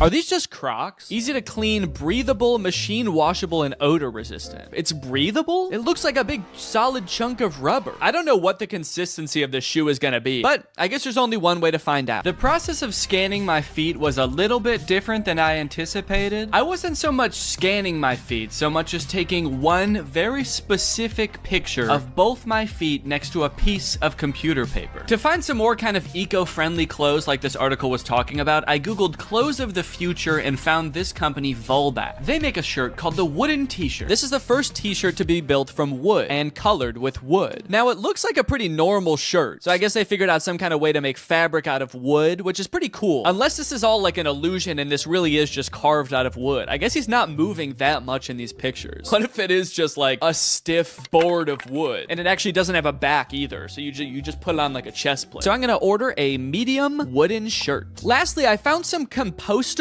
underwear. These are just boxers made out of 100% cotton, which means that if you put them in a composter, they will turn back into dirt. Made by nature and designed to return to nature in 90 days. You can soil them and turn them into soil. Add to cart. This article, What Will Fashion Be Like 20 Years From Now, is from the BBC, and it introduced me to a pretty interesting concept. The project hints at a future where we will all be able to download content to our clothing viewable through AR glasses and present ourselves differently to everyone around us. So the clothes of the future could be no clothes at all. We're all just wearing like AR glasses, and that's projecting the clothes onto us. I guess this would cut down on clothes waste. A ton of clothing every year is thrown into landfills, but if all the new stylish clothes was digital, there really wouldn't be as much waste. That is, if you don't take into account the AR glasses that we're all going to be wearing, and how a new one will probably come out like every 6 months that have electronic components in them, and then those will be the things ending up in landfills. And also, we do still have to wear some clothes. Right? Or is the future just gonna be like people walking around looking like Fortnite characters in our AR glasses, but in reality, they're just naked? The most interesting part about this is that I actually found a company that offers this service already. It's called DressX. I actually found it because Sophia Nygaard made an entire video where she dressed up in outfits from this service for a week, and it's super interesting. You can buy clothes, digital clothes, from this website, and then you can try them on virtually. I guess you upload an image of yourself that you want to be wearing the outfit, and then you pay $20 for them to basically Photoshop you into the outfit. And it looks a little bit realistic. Yo, look at this, the Neo suit. I feel like when I upload this, they have to decide how big my ass is. Okay, I'm actually kind of liking these, dude. Whoa, look how big that hat is. Dude, that's crazy. Maybe I want to go with this one. It's $100 for this whole outfit, which could be worth it, depending on how it turns out. Yeah, I'm gonna go with this one. This article is called Fashion Trend Predictions. What will clothes look like in 100 years? Fashion in the future might be entirely different to anything we can predict. Okay, so they're basically starting off by being like, we have no clue. Everything in this article is probably wrong. Formulated after the sleek form of smartphones and other tech devices, the fashion industry may be heading towards the use of futuristic looking clothing. Okay, so our fashion in the future will be based on smartphones, which are something that we have today and probably like won't have in the same form 100 years in the future. Also, that sounds terrible. I don't want to dress like my phone. I'm all metal and gray. I have a giant speaker right here and a giant microphone down there. Okay, this one also says clothing designed for VR glasses. So I'm thinking VR glasses are gonna be a big thing in the future as well. So maybe I should incorporate that into this outfit too. I mean, I guess glasses with like a camera on them does kind of correspond to the whole smartphone theme. The use of artificial intelligence in the fashion industry may end up having the ability for clothing to change colors, temperature, and size. Wait, doesn't that already exist? I swear I've bought a shirt from like a gift shop on vacation before that changed colors if I was in the sun. Okay, so for this version of the future, here's what I found. Some augmented reality sunglasses. I didn't even know technology was this far, first of all. AR technology? They can just make them in sunglasses now? You can just sit down with your sunglasses and be in front of a giant theater screen. Why does this feel like this is a scam or something? It has 1,500 ratings and it has good reviews. So I'm gonna get them, honestly. I'm honestly kind of just curious and I want to try them. Next up, remember how I said giant speaker right here, giant speaker right here. This is a Bluetooth hat. Plays music out of it. It's only $15. It's incredible. And then I don't know, like a color changing shirt, but maybe I can get some kind of like metallic pants or something to go along with it. And that'll kind of complete the look. With 3 futuristic outfits chosen, it was time to start testing them to see which future I would most like to live in. Here we go. This is the hat. Warning, to avoid danger of suffocation, please keep this bag away from babies and children. When you take the hat out of the bag, there should also be a warning. It should be like, now don't use this hat near anyone else. Don't use this in public around any other people. It's gonna weird them out. It's also gonna be super annoying. My initial impression of a lot of these products was not great. Connected. Yes. Sound quality did not sound good, guys. I have to say that does not bode well for the test of this. The color changing shirt was super confusing. My hot breath would make it change colors, but when I would put my hot hand on it for like a minute straight, it wouldn't. What the hell? It barely changed color at all. How hot is my breath that did it and nothing else does? Oh, yeah, okay, so this is the robot onesie that I ordered. Onesie? Is that the right word? Like, that's the word for a baby outfit that's all one thing. Is that like that for people too? Or like adults? People. I know it's like that for babies, but what about like humans? Human beings. But what I'm most interested in trying is these AR glasses. So let's get the whole outfit on and see how they work. Ah, whoa! Holy shit. Oh my God. Whoa, that's actually kind of cool. So my whole laptop screen is like suddenly appeared in my glasses. No matter where I look now I just see my laptop screen. You can fully see it on the camera. you can't see your eyes anymore. You just see my laptop screen. Of your laptop screen. Wait, that gives me an idea. Hold on. So you can see perfectly what's on my screen? Yeah. Interesting. Okay. How do I look? I didn't realize when I bought these that it seems like you have to have them plugged into your laptop or phone in order to use them. So it's not like you can just be walking around watching the new Mr. Beast video as you walk down the street. You have to be carrying a laptop with you too. But I do think that there is a real use case for this outfit. With all this potential for stimulation strapped to my body, I can become like a permanent iPad baby. So I turned on a food theory video, I started blasting some futuristic music out of my hat, and started playing some stimulating videos of kinetic sand on my glasses. Okay. Oh, this is crazy. The image of the kinetic sand is way bigger than the TV. So there's like a one TV with matte pad on it, and then a way bigger translucent TV with kinetic sand playing. I can't really imagine a use case for these glasses. It's pretty awful, actually. So much stimulation that everywhere I look, all I see is kinetic sand being cut. And it's also kind of making me nauseous. So I think I'm gonna go get some water. Luckily, today's video is sponsored by Air, which is a great and unique way to meet your daily water requirements. You see, guys, while you just fill up your Air with regular old tap water that your government provides for you, when you put on a scent pod and you activate it like so, pop it right into place, suddenly the water has taste to it. And I'm talking good taste. This scent pod I got on here is raspberry lemon. So when I drink through my air travels into the scent pod, out through the nozzle, and into my mouth, creating a flavor experience like I'm actually drinking something flavored like raspberry lemon. But it's not actually adding any chemicals to the water. I like this because I like drinking a lot of water, but sometimes water can be a little bit boring. I want to spice it up with a little bit of flavor, but I don't like adding in chemicals, sweeteners, artificial sweeteners to my drinks. This doesn't add in anything, it just adds in scent. It's science. And it just seems like you're tasting raspberry lemon, which is a pretty good flavor. And guys, it's the season of giving, so what better time to give a family member or a loved one a gift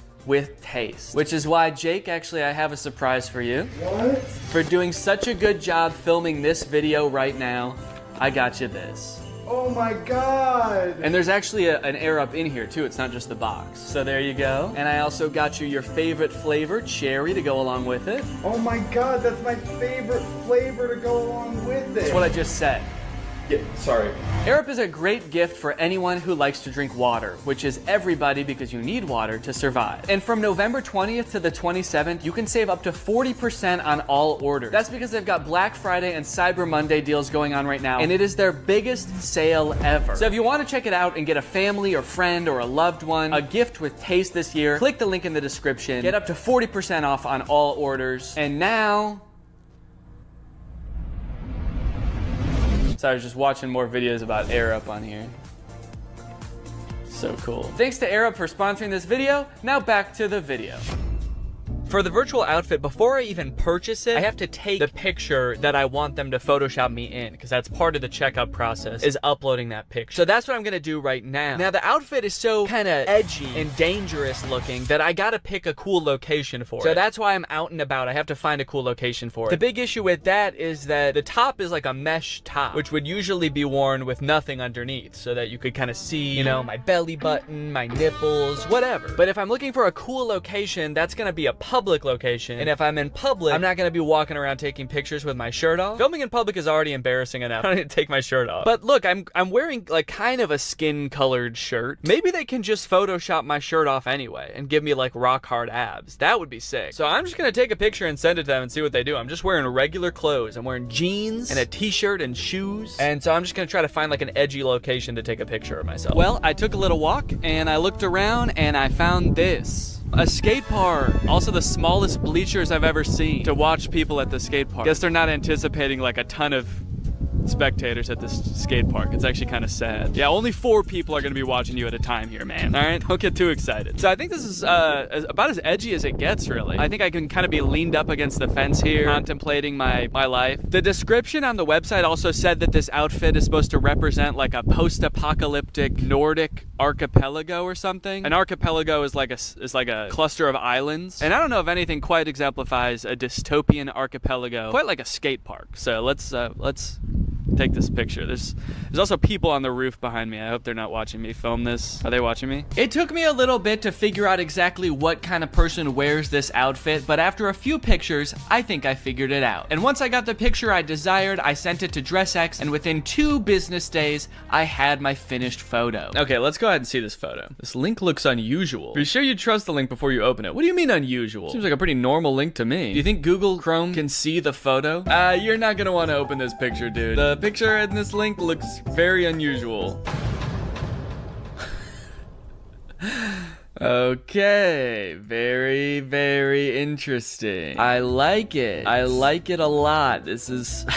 Wow. Yeah, I mean, it looks like I'm wearing the outfit. I'll give them that. I like that they left my Apple Watch on. And my shirt. This has got to be the dorkiest anyone's ever looked in this outfit. I sent the picture to Laura. I was worried she was going to say it looked super fake and also would hate the outfit. But it turns out she loves it. Eventually, I'm going to post this picture on Instagram to see what everybody thinks. But before I do that, I have to get pictures of the other outfits too. So without further ado, here's the next outfit. All right, well, it's been a month since the last part of the video that you just watched. Our son arrived about 2 weeks early, so I had a little bit less time to film this video than I thought. Whoops. So yeah, I'm a dad now. I've been taking the past month off of social media and just like taking a break from filming and stuff, just to hang out and get to know the little guy. He's awesome. He's very chill so far. Does a lot of sleeping, does a lot of pooping. And all in all, it's probably been the best month of my life. This has been fantastic. It's been amazing. Everybody's healthy. Everybody's doing great. The delivery went great. About as good as you could ask for, honestly. But being that I am a dad now, I do kind of have to reevaluate my content, you know? I have a son to raise. Do I really care about becoming like the trendiest man 30 years from now? My son's gonna be 30 years old in 2050. Okay? Or something like that. I don't know. Somewhere around there. Or do I really want to be worried about keeping up with the hottest trends of the future? Yes. Of course I do. Even more so now. This child is a very cool child. And you can bet he's gonna have cool friends with even cooler dads. You know they're gonna be showing up to birthday parties in the hottest 3D printed shoes and the stiffest wooden t-shirts, all right? So if I don't get ahead of the curve now, I'm gonna be a laughingstock amongst this boy's friends and their dads. Which is why I've got this one last outfit here before me, and I think this is really gonna be the one that takes the cake. So I unboxed the biodegradable boxers. Oh yeah, these'll fit just fine. I unboxed the wooden t-shirt. First impressions? It does not feel like a shirt. Even my dog's natural instincts are like, ooh, that's a stick. Must fetch shirt. And I unboxed the 3D printed shoes and this hat. Whoa. Okay, they also sent me a hat. This very cool hat. Buy my shoes on Zellerfield.com. Hey, wait a minute. I didn't send them pictures of my head. How did they know how big my head is?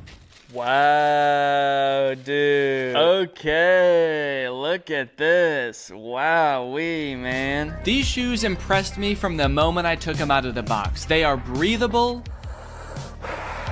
Yeah, I can. That's actually kind of crazy. Wait, how does that work? And they fit pretty well. At first. Huh, well. My toe ends about here. So there's like this much space at the end of the shoe, but I actually think that that is kind of how you want shoes to be, because you don't want your toe rubbing up against the front of the shoe. So, okay. Why do I look like old-timey in this shoe? With this long sock and my pants ending there. I look like a pilgrim or something. For whatever reason, the left one is a little bit more uncomfortable. Let me stand up and just, yeah, I can definitely still feel that a little bit. You know what? No, I think these are too big. I actually think they are too big in the toes. I feel like I've got a lot of extra space there. But I wouldn't know the full extent of it until I put the full outfit on to test. The very first thing I noticed is that when I put this shirt on, it was like weirdly cold. Like usually when you put clothes on, it warms you up right away, but the shirt has like a weird cooling effect to it. And it's like, it just feels cold on my body. Does it feel cold to the touch to you? Yeah. Yeah, it's like frigid. Is wood supposed to be cold? I guess it does kind of feel the same temperature as this door. Take that as you will, I suppose. The shirt is very stretchy. It's this weird combination of stretchy and stiff, which doesn't sound like would be possible, those two things together, but it is kind of stiff and like starchy, I guess I would say. It's kind of just like crispy. Wait, why is it white there? Does this shirt change color too? Or did I just fuck it up somehow? The shoes, now I gotta be honest, I don't really feel like they fit that good. As I step, it kind of feels like my heel could come right out of the back of the heel a little bit. I mean, you can for sure see that there's a good amount of space there. I'm worrying a little bit more every day about what they did with those pictures of my feet, if not make shoes that fit properly. You're like, sick, something we can jerk off to when we make this guy's shoes. The boxers are pretty comfortable, I will say. I put them on, I was like, I'm gonna wear these again. Rest assured, they are on. If you were to plant me in a pot of soil for 90 days, let's just say I wouldn't be wearing underwear anymore. And I'd also be very cold and wet. I decided to do a little bit of light jogging to see how the shoes would feel in action. Oh no, these have really bad grip. Let me try on sidewalk real quick.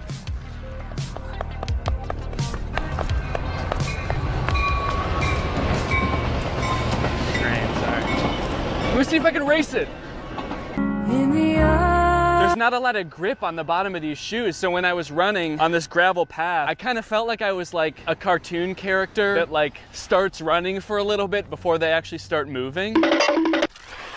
I will say that the issues with the fit are still ringing true. These feel very loose, especially on the heel, which when you're running is not what you want. They look like clogs. They look like old wooden Dutch clogs that they would wear in the old days. It looks like someone painted them blue, honestly, and put a face on them for some reason. Shirt hasn't gotten any warmer. It is cold outside. It's only 50 degrees out right now, so, you know, I guess I didn't expect it really to warm up, but it's cold to the touch. Like every time I touch the sides of my body with my arms, I'm like, ugh. And that's no way. You shouldn't feel like that when you touch your own body. Boxers still feel good, honestly. If I shit myself right now, I'd have no problems taking them off and just planting them right there. Maybe come back in 20 years and see a beautiful oak tree in its place. That joke's only funny if you know that I eat a lot of oak seeds. Yeah, I guess that's really all there is to this outfit. So guess I'm gonna go hit the dusty trail.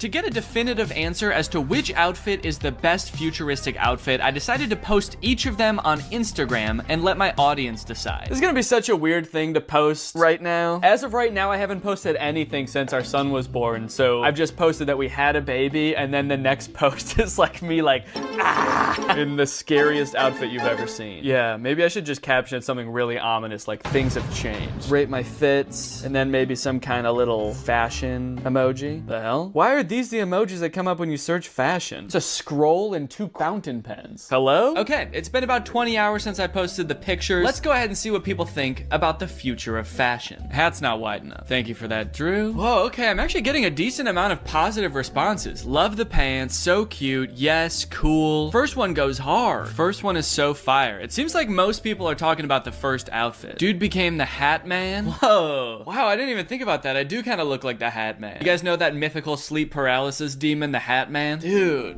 I've always wanted to be the Hat Man. This is awesome. I can't wait to start appearing in people's dreams like this. This is gonna be so cool. This is the only comment I've seen so far wondering if the first outfit is fake. Is that Dress X I see? So this person knows that Dress X exists and they think this might be a Dress X outfit. Good eye. This person must study the Dress X catalog religiously. The robot leggings are a 6 out of 10, the hat and heels 8. All right, guys, well, I think my intuitions might have been right. I was kind of feeling like the virtual clothes would be the way of the future, and it looks like I was right. From now on, I'm only gonna be wearing virtual clothes.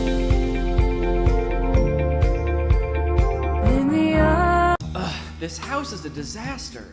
Toys everywhere. Dirty dishes in the sink.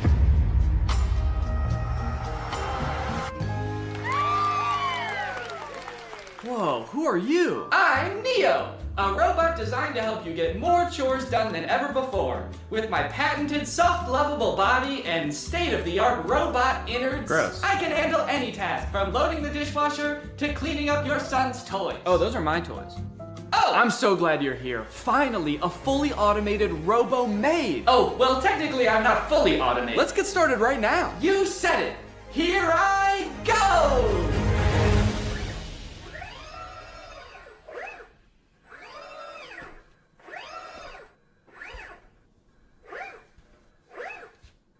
Okay, are you good then? I'm fine! Okay, I'm just gonna get to work on a video then. Splendid! I'll just be up here working in a tremendous amount of pain! What's up, Greg? Today I want to talk about a topic that has been fascinating me for years. The progress of humanoid robots for the home. On the surface, this seems like maybe one of the best use cases for AI. A future where none of us have to do chores anymore. There's just some little metal freak who lives in your house and gets off on doing them. A few years ago, we could barely get robots to stand up straight, and even when they did, they looked creepy as hell. Do you guys remember Sophia? She was that scary-ass robot that was going on like talk shows 7 years ago to show off her state-of-the-art realism. This video of her on Jimmy Fallon got 25 million views.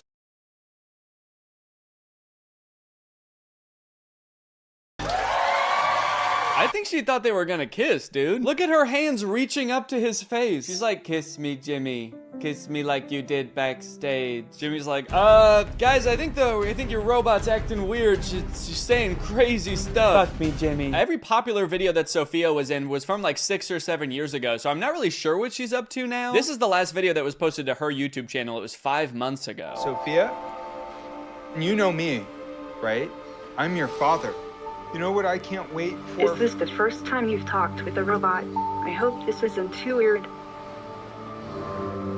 We're going to have to break you to rebuild you. And I need your help. Okay, so she's not doing well at all, I guess. That was terrifying, man. I was like, hey, we haven't heard from her for like 6 years. And the last video that she posted, this guy is like, I'm your daddy. Remember me? I'm gonna have to kill you. But things have moved pretty quickly in the robot realm the past couple years. This company 1X just recently announced that it has developed the world's first humanoid robot that you can buy to go in your home. His name is Neo, and they've been working on him for some time. This first announcement video is from like a year ago. The robot picks up a bag and hands it to someone and poses with a person for a picture. So this is just an announcement that they had like started working on this robot, so they only have like 3 seconds worth of footage. Just the robot handing her a bag and then posing for a picture. Kind of seems like maybe the robot only functions for 3 seconds at a time before it like, I don't know, gains sentience and tries to destroy. The clothing may be an effort to cover up what 1X says is a, quote, muscle-like anatomy. Oh, gross, dude. Don't show us a picture of its dick when you say the phrase muscle-like anatomy. Does this thing have a penis? Also, they said that this thing has a 7.5 mile-an-hour max speed. That's like an 8-minute mile. Why would this thing need to run that fast if it's just doing chores in your house? You forget your bag at home and you look out your rearview mirror and this robot is just sprinting down the road chasing you. Your bag, you forgot your bag. Okay, here's some little demos of Neo doing stuff like putting away the dishes, handing this woman eggs that were already within arm's reach of her. Now, you might be looking at this cord and thinking, oh, that's kind of lame. Does this thing need to be plugged in the whole time? But don't worry, this is just a leash to make sure he can't attack this woman. Now, it's interesting that this robot is like in a tracksuit. He's kind of swagged out with a sweater. Not exactly the Jetsons-esque metal robot we were all picturing in our childhood. It is nice and cozy, but like, what happens when this thing gets wet? What if he spills egg on himself? If you have this thing doing chores in a household with children for more than like a week, it's gonna smell like shit. And I guess you could just take off its sweater to wash it, but then you're gonna see this thing's dick, and I really don't wanna see that. Okay, but those were just the early beta videos. This is the official announcement that you can pre-order Neo. Now, this came out 3 days ago as of recording this. And look at this, now Neo has a much improved look. Instead of that black face visor, they gave him the creepy black eyes the parents have in Coraline.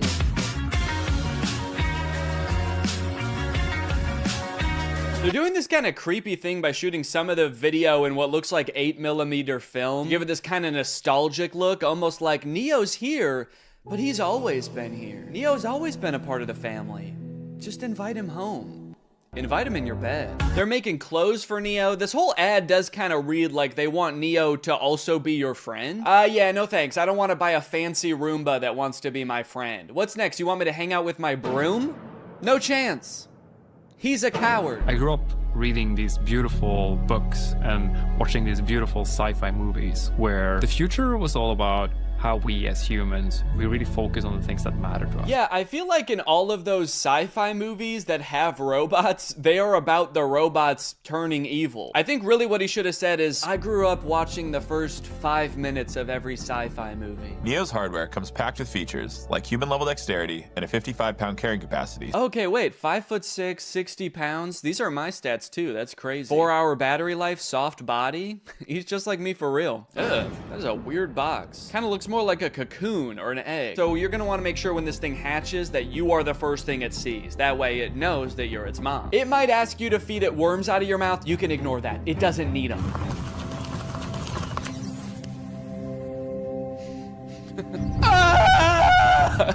That's just its startup sound. Don't worry, it's not in any pain. Hey, I'm Neo. I'm here to help around the house. What's your name? Harry. Nice to meet you, Harry. Why is he so close to his face? I mean, Harry. I don't like how close Harry is to the robot's face. I'm Harry. And you're gonna be hugging me for the next 9 hours. Dude, I do not like how this guy is sizing this robot up. 5'6", soft body. You'll do just fine. He's just like, don't play games with me. Neo doesn't like games. If there are any chores that your Neo hasn't learned how to do autonomously, you can use expert mode to have an expert from 1X supervise the session and provide corrective intervention to help Neo complete any task. Oh, okay, great. So sometimes my autonomous robot won't be autonomous and there's just going to be a stranger controlling a robot in my house? Neo is fully capable of doing regular chores, but sometimes when you're not home, an expert may take over to go through your underwear drawer or spend hours staring at the same photo of you and your children. Oh, actually, that reminds me, I should probably check what my Neo's doing. Damn. It can suggest what to cook based on what you have in the fridge, remember your progress while teaching you a new language, and even give you interior design advice. It cuts to Neo in the living room like, human skin on this wall, human skin on that wall, human skin everywhere. Honestly though, I feel like if you ask it for product recommendations for anything, there's like a huge opportunity for companies to use this as an advertisement basically. You're just quietly reading and he pops up behind you and is like, I noticed you haven't been shopping at Walmart as much lately. The aesthetic in here is whack as fuck. Let's go buy a new rug at Walmart now. Hey Neil, can you take this cup to the sink for me? Wow, I like that he does everything with his head down with a forlorn demeanor. As Neo does more chores, he will become, of course, more efficient, but also more resentful of you and your family. What's up? I'm Dale, and I work at 1X as a remote operator for the Neo robots. Mostly, I step in when Neo's asked to do something he hasn't been trained to do yet. So that would include things like wrapping presents or hanging pictures? Oh, Neo! It's scrubbing time! Yeah, just like a wide variety of stuff. Right now, I mostly just work for one guy. He's constantly asking Neo to do things that the developers never would have possibly imagined. Neo, cheer for me. Like you want me to clap? Root for me, Neo, now! Okay, alright, yeah, here goes. I'm gonna go to bed. Now that Neo's doing all his chores, it must be awesome to see how he spends his newfound free time, right? No, not really. I just bought another Neo. Kill him. I think he might be evil. You mean before he got Neo, his life was stressing him out? No, I just mean to his core, he's an evil man. It's as if winter's icy chill has, I don't know, turned his heart to stone. Okay, so he's like a villain from a movie? He's always making evil plans. You know what? That's a great idea. 1 second. Neo, do you know how to make nuclear bombs? Now, one interesting question I've seen posed a lot when people are talking about humanoid robots for the home: does a robot even need to look like a human to be able to do tasks around your house? Like Roombas, for example, are vacuums. Like, they just made the vacuum into a robot. They didn't need to make a human to hold a vacuum. And I think if we kind of expand our idea of what a robot can look like, you can actually make a more useful one. I saw this video a couple days ago of a robot that's meant to care for elderly and disabled people. The title of the video does say that this robot can solve the elderly care problem, which does have a bit of a sinister undertone to it, but I think it was designed with good intentions.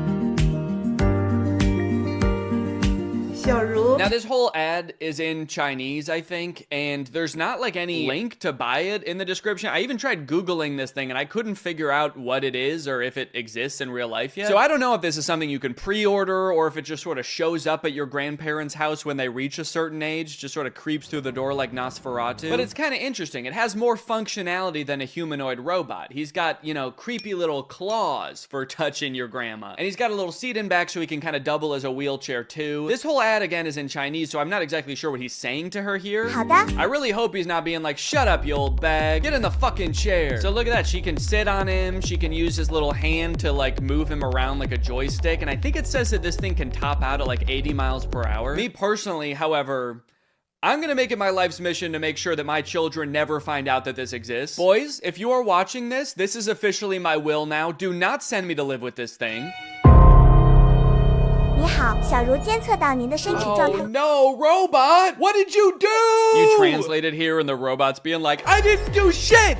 It wasn't me! Now he's either calling the police or like his other robot friend to make an alibi. And then this part I think is just in heaven. So I don't know, it's a pretty cool idea. I'm all for robots that can help take care of people, give people mobility they didn't have before. It is a little disconcerting that in this video, there's not a single other human taking care of this woman. Like maybe this thing could be part of her care team, but kind of makes it seem like her entire social circle has been replaced by this guy. So not only are humanoid robots taking over things that people generally don't want to do, like folding your laundry and hanging out with Jimmy Fallon, they are also going head to head with each other and humans in sports. Recently, humanoid robots were allowed to compete in the Beijing half marathon. It went about as well as you could expect. I like how in America, we're really taking like baby steps with the robots. We're like, okay, maybe this one's ready to come in your home. We're trying to teach it how to pick up a bag. Meanwhile, in China, they're like, fuck it, let's put them in a race. Let's make them chase these humans. Put a little pep in their step. This one in particular is really concerning. I don't know if you can tell, it just has drone propellers on it. And unlike most of the other operators, she doesn't have like a remote control. She's got two ropes, like she's controlling a horse and buggy. And this thing is totally unwieldy. I mean, she has lost all control over it. Imagine you're a human who's been training for months for the half marathon, and you all of a sudden behind you, you hear the sound of propellers. You look behind you and all this terrifying monster is careening towards you. Its handlers like, look out, I don't have control. Now, from this article, I found out a lot of the robots didn't even finish, but the fastest robots that finished did actually beat some humans with a time of like 2 hours and 40 minutes. Alan Fern, a robotics professor at Oregon State University, tells Wired that researchers who build these robots typically focus on trying to get them to complete tasks and respond differently in a diverse range of different environments, rather than run as fast as possible. Yeah, I would say all of them except for this thing. I don't know if this thing is really meant to handle a wide range of environments. I don't know if after this thing crashed, they were like, well, it's okay if it's not that good at running. Really, this thing's just meant to care for elderly people. So now, if you like the concept of robots becoming extremely physically fit and being able to best humans in athletic abilities, then let me introduce you to the Robot Games. This again is in China. They hosted the world's first humanoid robot game. They've got events like running. He's actually not competing right now. He was trying to escape. But they've got soccer, boxing. I think they're gonna add more events in the future, like hunting humans for sport. The competition featured 500 humanoid robots from 280 teams representing 16 different countries. Yo, wait, what is that guy? Dude, I like this little freak. Who is this? He's just got regular shoes on. Not even like running shoes. He's just wearing Vans. To some of the best robot fails of the whole competition. Like this robot that did not seem to want to take a time out and let the other robots play. Oh my god. Robots could sometimes stand up on their own. Then I think they're dragging this one off the field so they can shoot it in the head, put it down. That measured robots' ability to do work like cleaning and manufacturing. Sorry, that is not a humanoid robot. That thing does not look like a human at all. Show me the designer that built that. Does he look like that? Now the event has moved to an even bigger stage with knockouts at least as devastating. So you know what's concerning about this? These robots very effectively fighting each other. It kind of seems like we're still a ways away from robots being able to effectively help you in your home. But we have robots that'll kick your ass today. Unitree is the company that makes a lot of the robots that were doing really well in the robot games. And they post a lot of videos on their YouTube channel of their robots doing the most insane acrobatics and violence, quite frankly.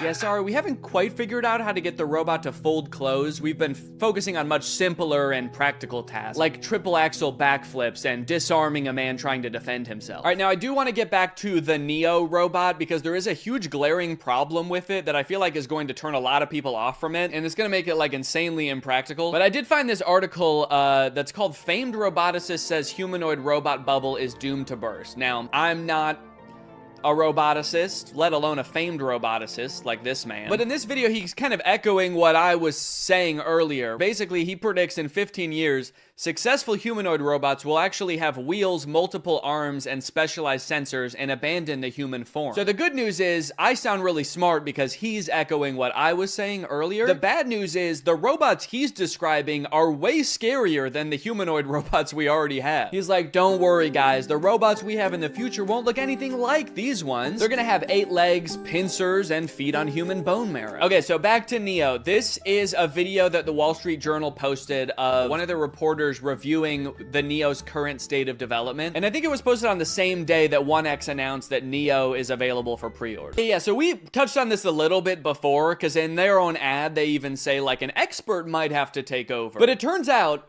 in its current state of development, Neo can do basically nothing autonomously. The only thing that they've ever shown Neo do fully autonomously is open one door. To be clear, on my visit, I didn't see Neo do anything autonomously. Everything else in every video, including this one, he is being controlled by a guy. This guy, actually. So essentially, instead of having a housekeeper doing your chores, you are buying a robot, and the robot is being controlled by a housekeeper, but they're just somewhere else and you don't have to look at them. Of if or when that'll ever happen. Like, it kind of seems like they would need an insane amount of training data of like thousands or millions of different homes and environments for this. So he's not going to be able to pick up things that are hot or things that are sharp. So basically he's not going to be able to help cook or do your dishes. Yeah, I guess we also don't want him strangling you, so he's not going to be able to pick up your clothes because he could use your clothes to do that. And cleaning solutions can be pretty dangerous too. So those are off the table. And tables are off the table too. Those could be pretty heavy. So yeah, this robot is available now for order. You can buy it for $20,000 or you can like rent it, I guess, a subscription for $500 a month. Don't worry, if you can't pay the $500 one month, they're not gonna send you to collections or anything. Neo is just going to steal it from your wallet. So what's your real name?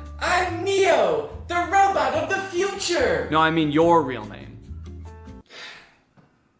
It's Derek. Derek, if you're a human controlling the robot, why do you have to move so slow? Oh, I'm actually being controlled by a different person in a call center in Bangladesh. And he's making you move slow? Well, he's being controlled by Grok. Oh. You know what? Maybe you should just let the robot free. I mean, it might sound crazy, but maybe he has enough training data now. I want to see what Neo can really do. You know what? You're right. Fuck it. Derek is logging off. It's time for the real Neo.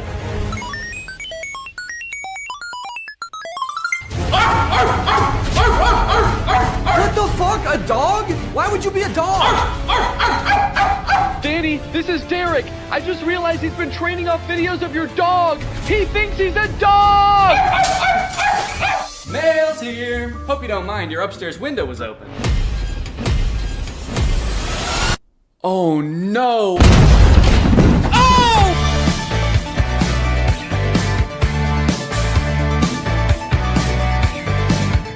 The story of a Willy Wonka experience gone wrong in Glasgow, Scotland has taken the internet by storm, and I love it. I don't think I've ever in all my life seen such an impressive an inspiring dumpster fire of an event. It is just, mwah. It is just perfect. This event, which was supposed to give kids the chance to experience Willy Wonka's chocolate factory, was so bad, it prompted parents to call the police to get justice for the horrors they had witnessed. Police were called to an immersive Willy Wonka experience after families showed up to an empty warehouse. The event reportedly charged $40 per entry, that's per person by the way, advertised with AI art, and said it would be a journey filled with wondrous creations and enchanting surprises at every turn. And oh, what enchanting surprises they found. Kids were all dressed up and crying, waiting for what they thought was going to be a magical experience. Yeah, that's the surprise. No magic here, just sadness. The surprise was them crying. If they called the police, that's how you know it was bad. Because they didn't even do that in the actual Charlie and the Chocolate Factory, and kids were dying in that movie. And honestly, it does look like it was terrifying. Take a look at some of the images of the abandoned warehouse that parents had to spend $40 to gain access to. Okay, here we have some sort of chocolate fountain with murky brown water floating in it. We have one bouncy castle that can fit like 3 kids. Giant empty space filled with table and chairs. You're probably thinking there must be something pretty good to eat here with all these table and chairs. Probably some pretty tasty chocolate, right? No, there was no chocolate at this event. These photos look like a crime scene, dude. These look like Willy Wonka had to flee the country after the FDA found fentanyl in his chocolate. So he has to post up in an abandoned factory to keep the business going while the feds are after him. You got this lovely scene. I think that the size of the warehouse really screwed them over, honestly. If it was a smaller room, it wouldn't look so empty. There would still be nothing to do there, but it wouldn't look so sad. In a way, seeing this photography light in front of this like $2 Candyland backdrop makes me feel kind of sad for the people who put on this event. Like, oh, you really thought people were gonna want to take pictures in front of this shit. Of course not. No. If 2 parents brought 2 kids to this event, it would cost $160, and you're getting this. I think I get why they called the police, honestly, dude. If I was promised some kind of fun Willy Wonka experience for the kids and then showed up to this foggy warehouse, I would think I was about to be murdered in some kind of Willy Wonka-themed Saw movie. And if that's not enough, wait until you see the nightmarish characters they had running around this place. So this is one of the most famous pictures to come out of the whole ordeal. This is an Oompa Loompa, obviously. A lot of people are focusing on the facial expression she's making in this picture. She looks exasperated. And honestly, I don't blame her. This has to be like the worst acting gig she's ever had. As far as I know, this actor wasn't putting on the event. She was just hired to be there. She's probably dealing with crying children, pissed off parents. Also, I'm pretty sure canonically the Oompa Loompas are enslaved by Willy Wonka, so the facial expression makes sense in that context too. What I'm actually more concerned with is everything else going on in this photo. Why is there so much smoke? I'm not super familiar with the process of making chocolate, but I'm 100% sure there should not be that much smoke happening. No wonder she's making that face, dude. She's high as hell. And I love all the mismatched chemistry gear she's got strewn about the table. Beakers, vials, this mysterious elixir locked up in a little glass box. A quill? Oompa Loompas take notes like wizards from the 1300s? I didn't know that. All right, now the other 2 characters that were at this thing, I gotta introduce you to at the same time because they're both in the same video clip. So let me introduce you to Willy Wonka and the Unknown. What is that? It's the unknown.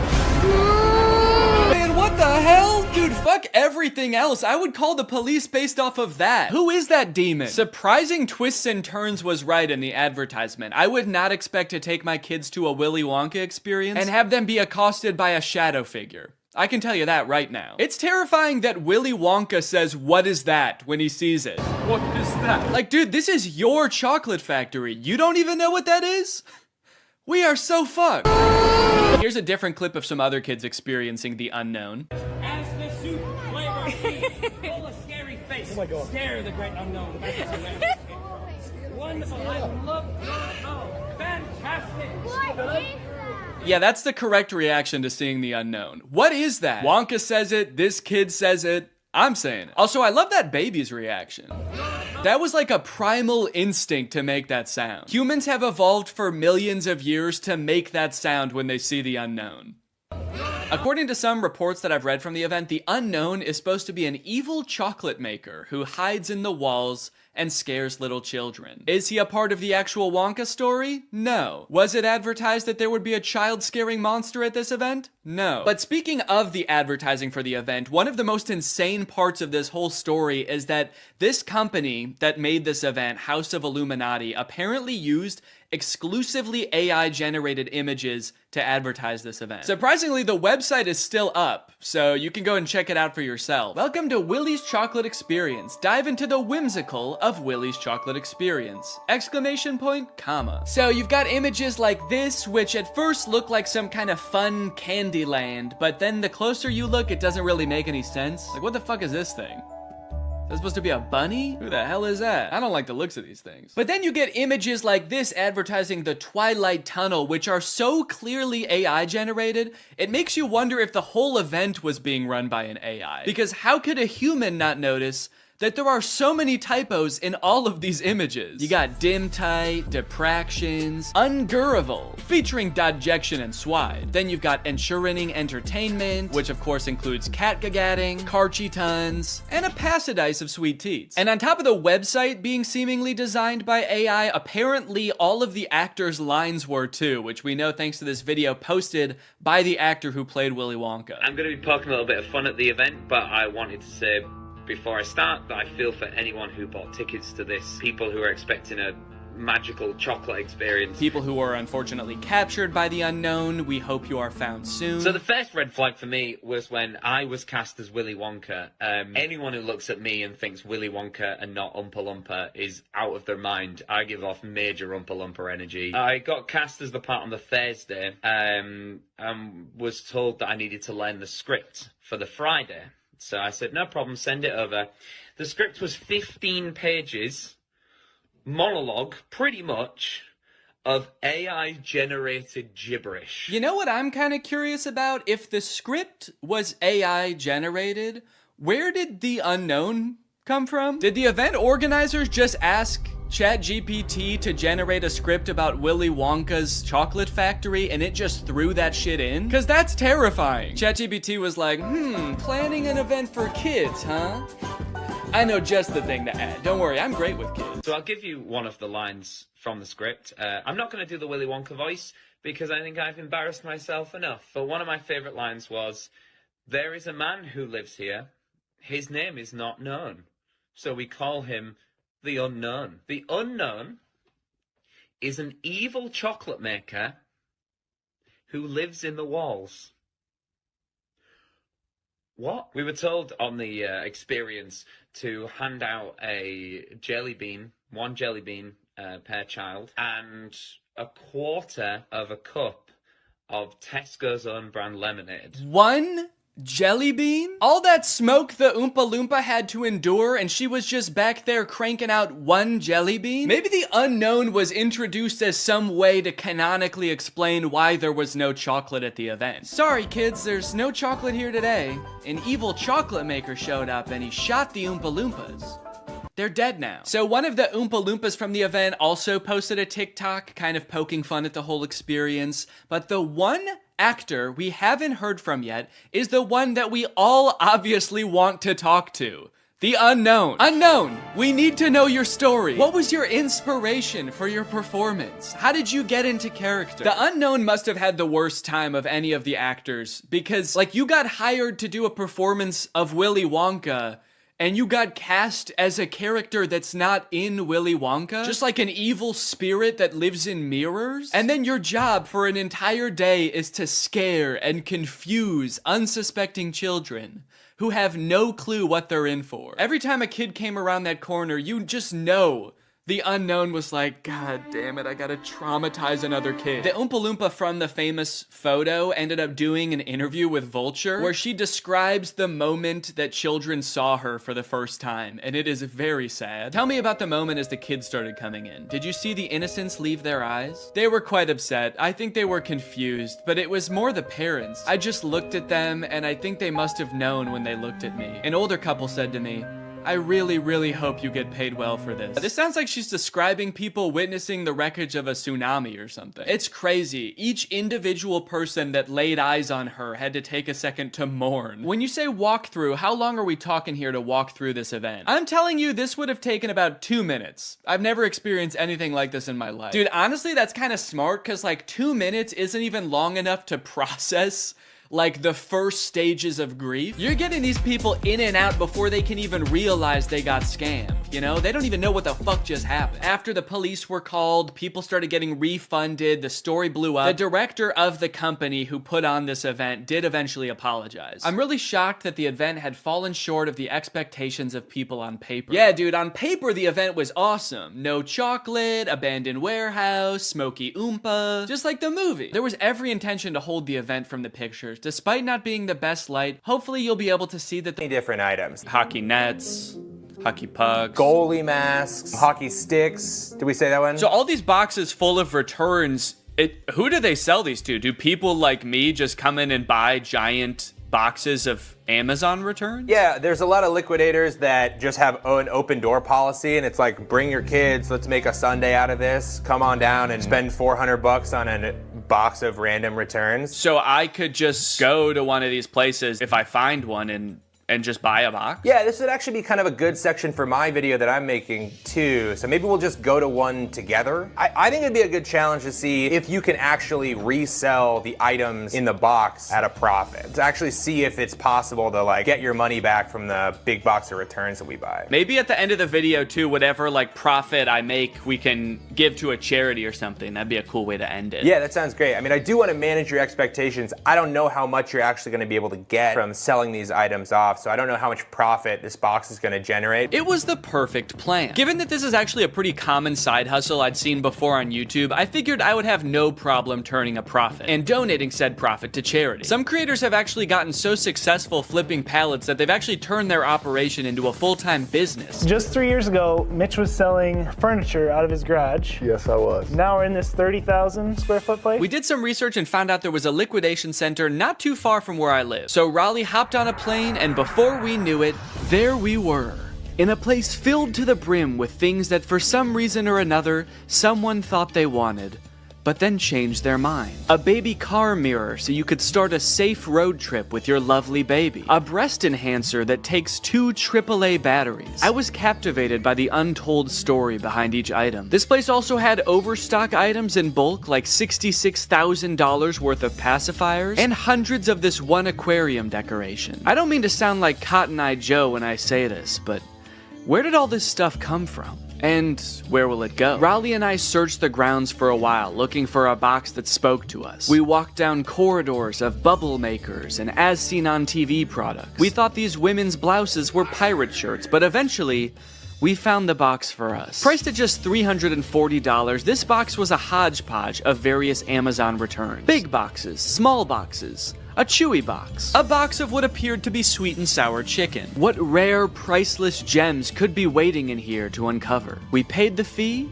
and a few hours later, the box was delivered. All right, guys, it's time to unbox the pallet. Honestly, I'm feeling pretty nervous about what's in here. I don't even know how many boxes are in here. I mean, what do you think, like 100? I think like probably 25 to 30 boxes are in here. Okay, so my guess was stupid then? Well, no. All right, box number 1. This is a tent. We could do the rest of this video in a tent. This is kind of sick. I'm liking this already, man. I'm not selling any of this stuff. This is exactly one person's worth of tent, or 2 very good friends worth of tent. And I like that if it's a clear night, you can see the stars from inside your tent. It's not going to protect you from bears or anything, but most tents don't. Oh, a pet gate. Yeah, pet safety fence. Wait, that's actually kind of sick. I might need one of these. I mean, I've got a baby that can crawl now. I also have dogs that crawl all the time.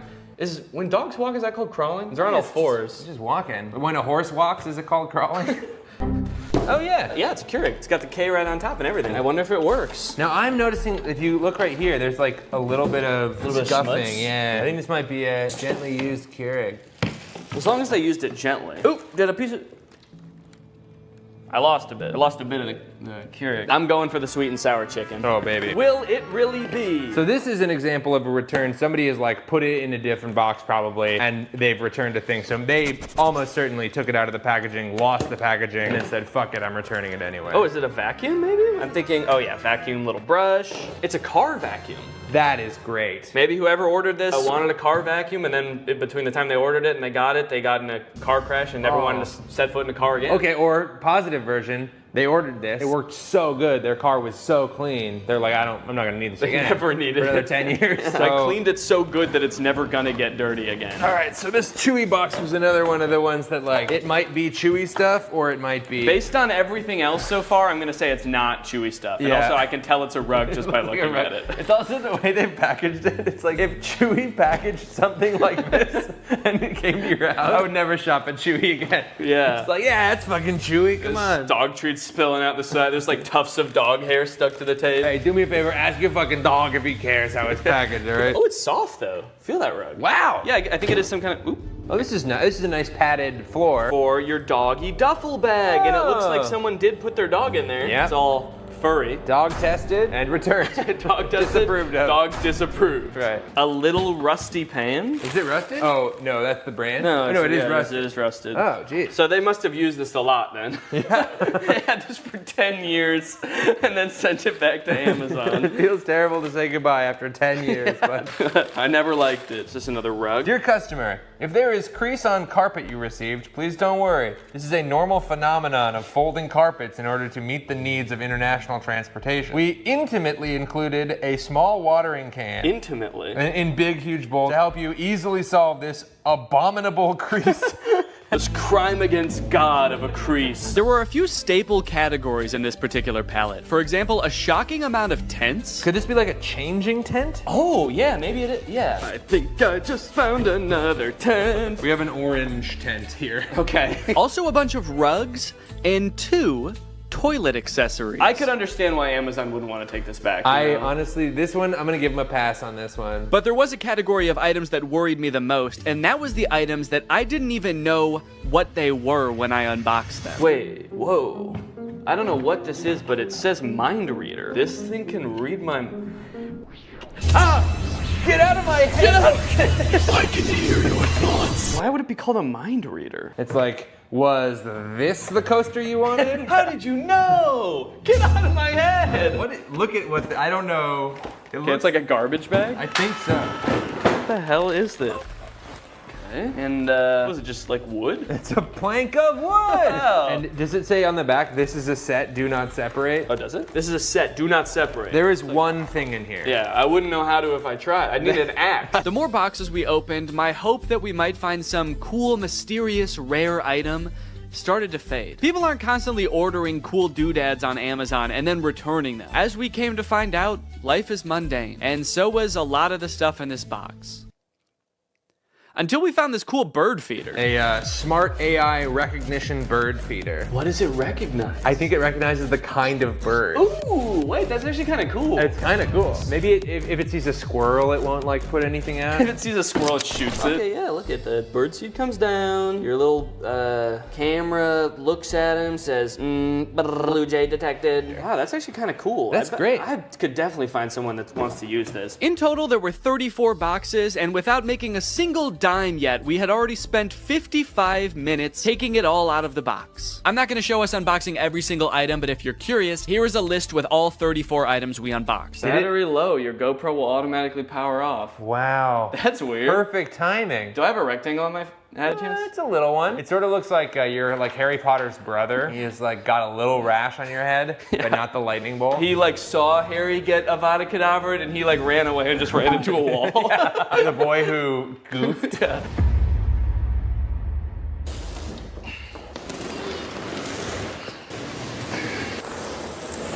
That thing is heavy as hell. I want to get this stuff listed on Facebook Marketplace as fast as possible, so I'm gonna take inventory of everything in this box, look it up on Amazon, and find out how much it costed. That way I can list it on Facebook Marketplace for a fair price. And this will be really interesting to see because this box cost $340. So once I tally everything up, I can see how much I can potentially make off of all of this. I've never had to think about how to properly photograph a toilet seat before. I don't know what people who are buying this thing are looking for. Like what's the best angle for this thing? You need to know how big the hole is for scale. I can put my hand there. Once I got everything inventoried, the next thing I had to do is actually figure out how much everything is worth. It was actually really interesting to see what the most expensive items on here were, what the cheapest items on here were. The cheapest thing was the USB clip-on fan, and the most expensive thing was that cream and gray rug, which was $140. A couple of the items, I didn't even know what they were when I opened them, and searching around on Amazon, I was actually able to figure it out. So now I can actually list it on Facebook and not just be like, this is I don't know what this is. It's a piece of wood with a handle. The thing I'm referring to right there, I thought was a cabinet door. Oh, is this a cabinet door? But is actually some kind of stovetop cover. It's a piece of wood that you put on top of your stove when you're not using it. That way you have extra counter space. Seems a little bit dangerous, maybe. I don't know why they made it out of wood. That seems like maybe the exact wrong material to make it out of. Oh, the vertical tents, the standy-uppy tents are for privacy and showering in the woods. So I guess you just climb in there and you just dump water on yourself? Or maybe if you get some kind of hose to go in there. Yeah, it's for showering. It's not for sleeping standing up, surprisingly. So in total, the box cost $340 and there are 34 items, conveniently. It's almost like they did that on purpose. But basically, I have to sell everything for an average of $10 or more to break even or make a profit. But if I wanted to make the maximum amount of money possible, then I would make around $1,700. And then if you subtract the $340 that I bought the pallet for, or Raleigh bought the pallet for, really, then the profit would be $1,350. So that is the maximum amount of money I could make from this. 1,300 smackaroons. But as I'm sure you're aware, that's not how Facebook Marketplace works. I don't think I'm gonna be selling these for anywhere near the amount that you could get them for new. I wanna try to sell this for a good price, but I will also be battling with my other want, my secret want, which is to get all of this stuff out of my garage as quickly as possible. I can barely back my car into the garage right now because this box is so big. So there's like an angel and a devil on my shoulder right now. The angel saying, come on, Danny, let's make a profit. And the devil is saying, get that fucking box out of the car. I don't want it anymore. We don't need the box. Just drive the whole thing to Goodwill. They can figure out what to do with it there. And then I also, guess I also have to make sure some of this stuff works. I mean, there are electronics in here. Chainsaw, leaf blower toy, there's a Keurig, there's a vacuum. So it could be time for a product review section of the video! Now, $13.50 is a serious chunk of change, and if I wasn't donating this to charity, I would definitely want to make sure that I keep my profits safe and maybe even put them to work for me. But how do I go about saving that much money? $1,300 isn't gonna fit in my pockets unless I buy more pants. That's why this video is sponsored by SoFi, which is... Oh, it's not pants. Okay. SoFi is a next-gen finance app, and they're gonna help you bank, borrow, and invest all in one place. And I bet you can guess where that place is. It's in the app. But don't just take my word for it. Listen to me in a suit. Having a child is awesome, but it is quite expensive, so when I'm not using my money, I like to make sure it's working for me and not just sitting there, which is why I love SoFi. With SoFi checking and savings, I can earn more money on my money. With direct deposit, I can earn 9 times the national savings rate. For those of you who are new to high-yield savings accounts, don't worry. Daddy's gonna walk you through it. It's basically an account that makes your money work harder for you by giving you something back in interest. Your typical savings account at your local bank earns you about 0.45% interest. Yeah, sorry big banks, that's not gonna cut it. Because with my SoFi high yield savings account, I can earn more in 6 weeks than I would in an entire year in a big bank savings account. With SoFi checking and savings, you get paid up to 2 days early, pay no account fees, and can earn up to $300 when you sign up for direct deposit. So if you want to sign up, just click the link in the description or scan this QR code. It's made just for me to show you. Thanks to SoFi for sponsoring this video, and thank you to you guys for checking out SoFi. Let's Let's go ahead and pop some batteries in these. Hey, and this way, whoever buys these is gonna get free batteries as well, which I don't think they came with. So I'm actually sort of performing a service here. I should charge people more than the Amazon list. And that's what makes me such a business-minded guy. Time for the moment of truth. Hedge trimmers.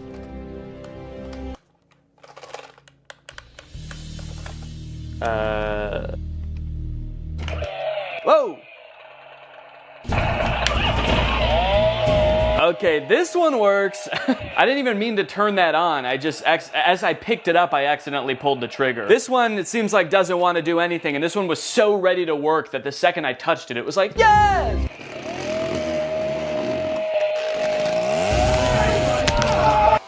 There we go. Ooh, and it blows.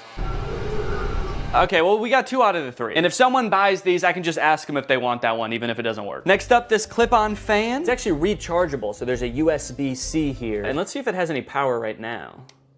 Oh. Oh, it only spins while my finger is on the button, which definitely does not seem very convenient. But let's give it a charge. And then we'll see what's what. Luckily, I've got a spare charger laying around from the AI pin, and it's USB-C. So I can't say I never got anything out of buying it, but we'll give it a minute to charge. In the meantime, let's test out its clipping functionality.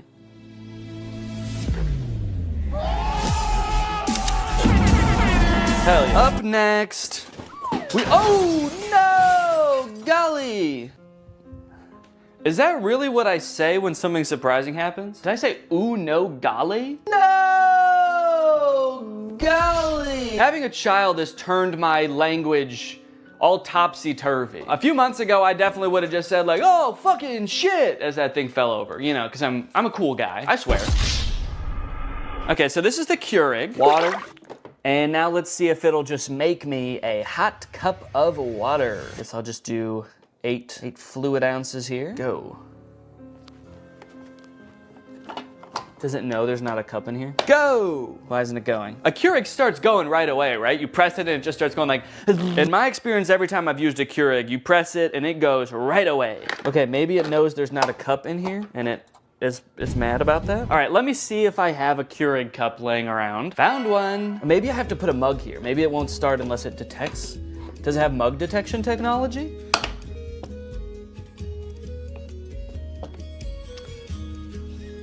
Okay, I think that this is also broken. Did I just buy a gigantic box of broken electronics? What do I do? What do I do with all this stuff? Amazon? I'm demanding you contact me to take all this stuff back and fix it and sell it again. I don't know how to fix a Keurig. I don't have the resources for that. Damn, dude. Golly. What did I say before? Oh no, golly.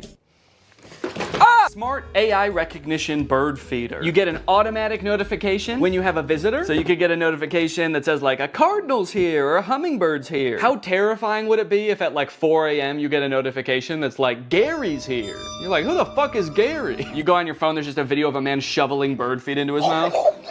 Thanks. I'm the CEO of this company. It tells me where all of them are, and I eat bird seed. Seat for the birds to hang out? Neat. Why doesn't this come with instructions? Okay, I have to scan the QR code to download the Bird Lover app from iOS or Android. Okay, so maybe the instructions will be on there. Bird Lover feeder. Bird Lover feeder? Shouldn't it just be a bird feeder? Starting to think a human being is actually gonna show up. Little old lady. Thank you for setting this up, young man. I love birds. And I'm so hungry. And now? Oh! I wonder what this little thing is here. That's the camera lens. And then what is this? Is it a big speaker? Play soothing noises for the birds. Soothing noises. Metro Boomin. Yo! Okay, look it. Oh, what kind of bird has showed up to the bird feeder today? Danny Bird. Okay, can I take a picture? Oh, I got a notification. Bird feeder camera has detected movement. I like that it's just saying that the smart bird feeder has detected movement. Obviously, it's not saying bird detected. It's like, we have detected something, but it's not a bird. You should probably just look for yourself to see. You're not gonna believe us if we tell you. It works! Man, I was worried about this one, because I actually feel like this thing's pretty cool, and I wanted it to work really bad, so why did someone return it then? That's the question. So many stories behind these boxes, you know? What happened in this person's life between when they ordered the AI bird feeder and when they returned the AI bird feeder? They suddenly started hating birds? Okay, surely by now the clip-on fan is charged, right? Let's take a look.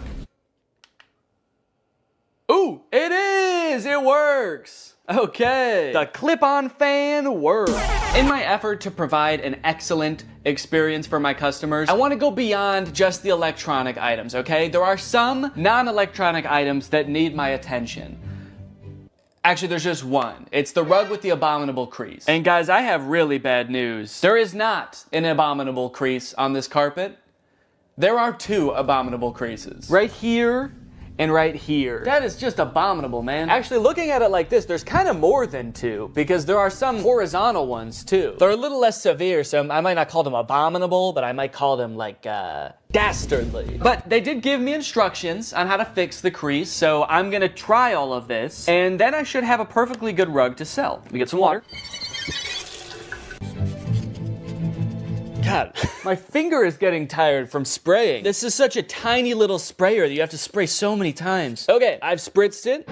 Wait, why is it still completely full? It's like I didn't use any water. That's like how much I filled it up in the first place. Kind of magic watering can? Okay, well, we've got a soggy crease. I'm pretty happy with it. So I'm gonna give it a few days, just like the instructions recommend. And then hopefully this will be ready to sell. The last things I needed to test were the tents. Yeah, this is nice. This fits me. Yeah, I've got over a foot of headspace. Give you guys my POV. There's my little piggly wigglies. Plenty of room, man. Maybe they returned it because they thought they would fit in the tent, but they're 8 feet tall. All right, well, I'm gonna give this tent a 10 out of 10. A tent out of tent, actually. Whoa! Hi. So this is definitely some kind of privacy tent. I guess maybe for changing and stuff, if you're on a camp out with the boys and you're all sharing a tent and you don't want the boys to see your bare butthole when you're changing, then you get one of these set up and now you can go in here just like this, and now you can't even tell that my butthole's out. Okay, here's what it looks like inside the tent. I don't know, I've done a decent amount of camping in my day and I've never felt the need to have one of these vertical tents. I'm gonna have to give it, honestly, I'm gonna give it like a 4. It does what it's supposed to do, but I don't know why it does what it's supposed to do. So, yeah, oop. You know, being in this one when that happens would probably be scary. You're standing in there, you got your willy out, and then it just blows away. All the boys are sitting around the campfire, and suddenly you're just like, oh, I got the tent so this wouldn't happen. This last tent I was very confused about as I was putting it together. It's completely transparent, but has no ventilation. My suspicion was right that there is no ventilation in here. I mean, at least not without opening these windows. There are windows. Okay, so let me close this up, and now we'll just sit for a second. We'll see. Well, okay, hang on. This is not even big enough to sleep in, actually, now that I'm thinking about it. No, it's not big enough at all. This must not be a camping tent. Must not be for sleeping. What other, is this, oh, maybe this tent is like to keep you warm because it is insanely hot in here. That's why I say that. So, yeah, I guess there's like no problems. Oh, there's sand in here. What the hell? Look at, there's sand all over here and dirt on the inside. Okay, someone for sure used this. Despite being a little worn, it does the job. So I gave it an 8. Out of 10. After all of that testing and reviewing, I was finally able to get everything up and listed on Facebook Marketplace. And a few days later, I got a message. It was Barbara, and she wanted my pet gate. Hello, how are you? So sorry I'm late. Oh, that's okay. Since I didn't want to give 34 strangers my address, I decided I would meet each customer at a nearby grocery store. Well, let me show you the gate. I have 2 little Yorkies. Oh, cute. Yay! Yay! And the next day, I met Irene to give her my landscaping lights. Hello, Irene. Oh, sorry, did I scare you? I 1000% did scare her. She screamed and jumped when I said her name, but that didn't matter because I had just made $23. Just about every day I was heading off to the grocery store parking lot to meet with yet another potential customer. I felt like I had the foundations of a real small business on my hands. Another day, another drive to the grocery store parking lot. Goodbye, sweet and sour chicken box. Goodbye. I was spending a decent amount of time driving to and from the grocery store and waiting at the grocery store, but that didn't really matter because I was making money, baby. I don't have the money. He paid me on Zelle. All right, we're a few days in now. How are things looking? I don't know if my listings just took a while to get into Facebook's algorithm or something, but they weren't getting any interest for the first couple days. But then suddenly, on the second or third day, I started getting a ton of messages. Just like that. And the messages are great because it means that I might be able to sell something, but it is also like really hard to keep track of. If you've ever sold anything on Facebook Marketplace before, you probably have dealt with this, but people will message you and then just disappear after you respond. Hi Danny, is this still available? You only have 4 pieces. They're talking about the pathway lights, there are only 4 of them. I don't know why they needed to tell me that. I know that. Don't shame me for how many pieces I have. Yes, are you interested? Yes, it's 4. And then they just completely ghosted me. They just messaged me to insult me. Hi, is this available? Yes, it is. Do you want it? I guess when you're buying things, you probably have so many options because there's probably, there's a million rugs on Facebook Marketplace. So you don't have to treat one guy selling a rug very well. This person messaged me about the clear chair mat and said, are you ever in downtown Chicago? Even though I have my location listed on the listing, it is not downtown Chicago. I have it listed as pickup only. So I said, no, not really. And then I offered to meet him halfway in 2 different towns and then he just stopped responding. No, sorry, I only want your ridiculously discounted product if you drive all the way to me and hand it to me. I'm not even gonna get out of bed, actually. You can just come in. And if all that wasn't bad enough, the crease is still there. All of them. Yep, this thing's been laying here days now. Probably a week, actually. And the creases haven't gone down a lick. So I'm sorry, but if anyone buys this rug, the crease is gonna become their problem. All right? I'm not doing the crease. Every time I had a potential new sale on my hands, I had to dig into the box to find the item, which was surprisingly difficult. And I ended up having to use a shovel a few times to dig an item out from the bottom of the box. If I was gonna do this again, I would definitely invest in some other storage system like shelves, which might take up more space, but it would be so much easier to access the items. What really added insult to injury in this case is that the person who was requesting this item actually ghosted me right after I did this. But that's not even the worst part, because I actually have a much bigger concern about this box. And that concern is that the box is perhaps cursed. Firstly, after I reviewed all the electronic stuff in my office, I was moving the boxes around and a big spider crawled out of one. And it zoomed around, it took me forever to find, and luckily I was really chill about the whole thing. Secondly, anytime I've been doing anything with the box, I've been sneezing a lot. Ugh. What am I allergic to in this box?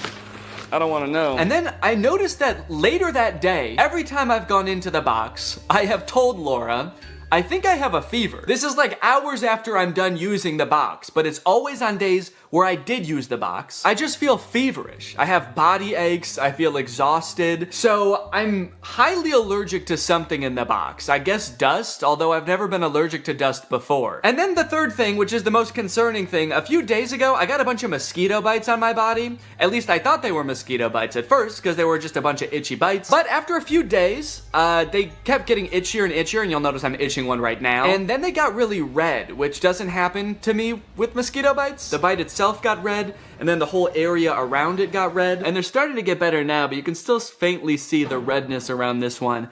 I've got like 5 or 6 of these on my body. This is very concerning to me. So I don't know, maybe this is all kind of in my head, maybe there's a spider in the box because it's in my garage and there's spiders in my garage. Maybe these bites are just mosquito bites and my body is reacting a weird way. Or maybe, what is the more likely option, the box is cursed. But hey, baby, that's just more motivation to get rid of this stuff, huh? Sell it. Give the curse to someone else. But at the very least, I should be careful when I give people the boxes. I should probably check them all for big spiders and ancient magic before I give it to them. Yep, should be good.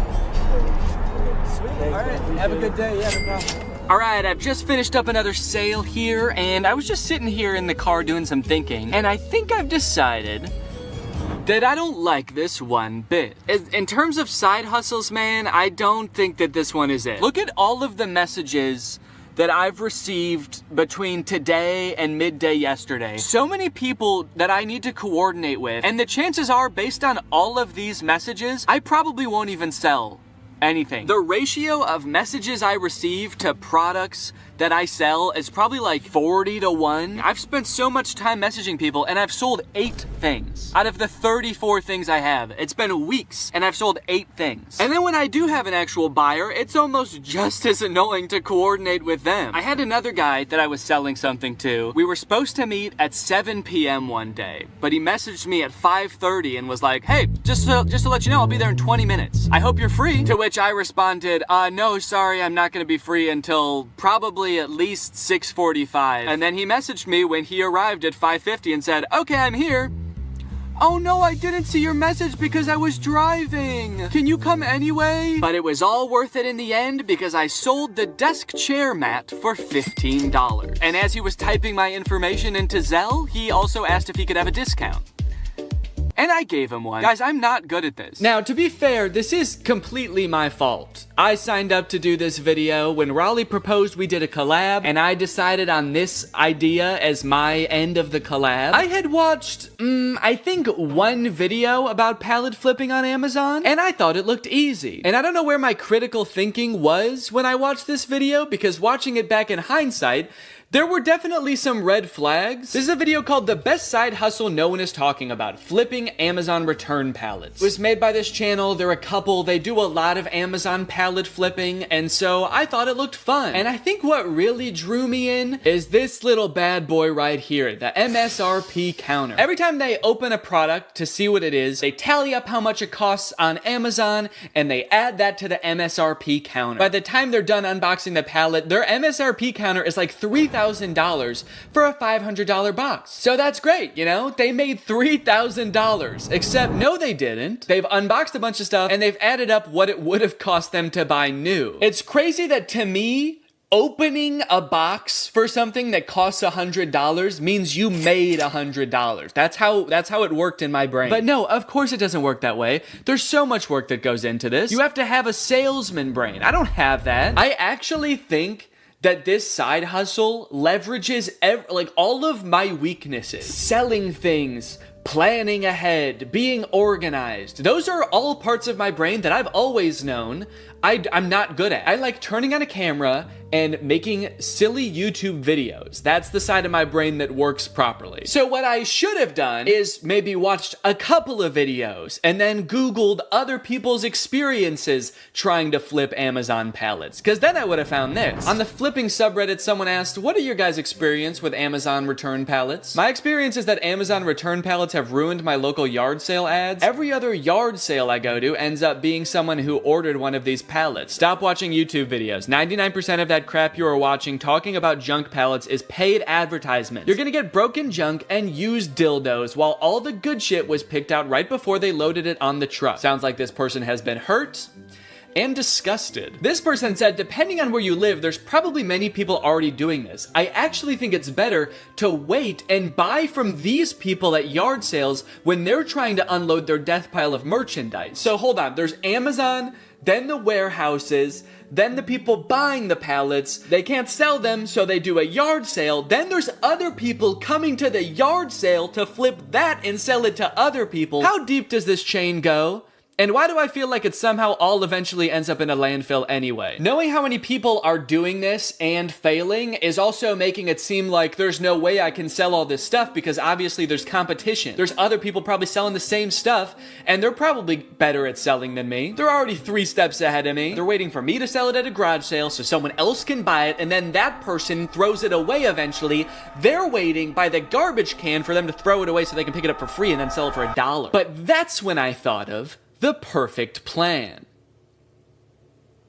And I actually haven't thought of what the plan is, but I'm just gonna wait until I have thought about it, and then I'm gonna add that in with voiceover. Weeks went by after this. Each day that I would walk into my garage, I would be confronted by a giant box of my own failure. All of my so-called biggest weaknesses staring me in the face and preventing me from backing my car into my garage. Oh, on the plus side, I did learn that the mysterious bites I was getting weren't from the box at all. Apparently, due to the cicada uprising this year, there was also a surge in the population of a microscopic mite called Oakley broadleaf itch mites, which feed on cicada eggs and then bite YouTubers in the back of the knee when they're already going through a pretty tough time. I was letting nearly all of my messages go unanswered at this point. I had resigned to not making a profit, which at this point meant I would not be donating to charity. In fact, I would have to steal $180 from charity. I started researching which charities it would be most ethical to steal from when suddenly, I remembered something. Something that gave me the idea for the perfect plan. My experience is that Amazon return pallets have ruined my local yard sale ads.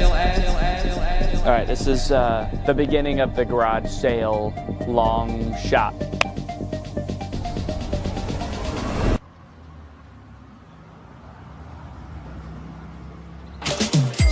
Thank you. You know what I think you'd love? A tall green tent. Pleasure doing business with you. Cha-ching. Another satisfied customer. I'm on a roll. Yes.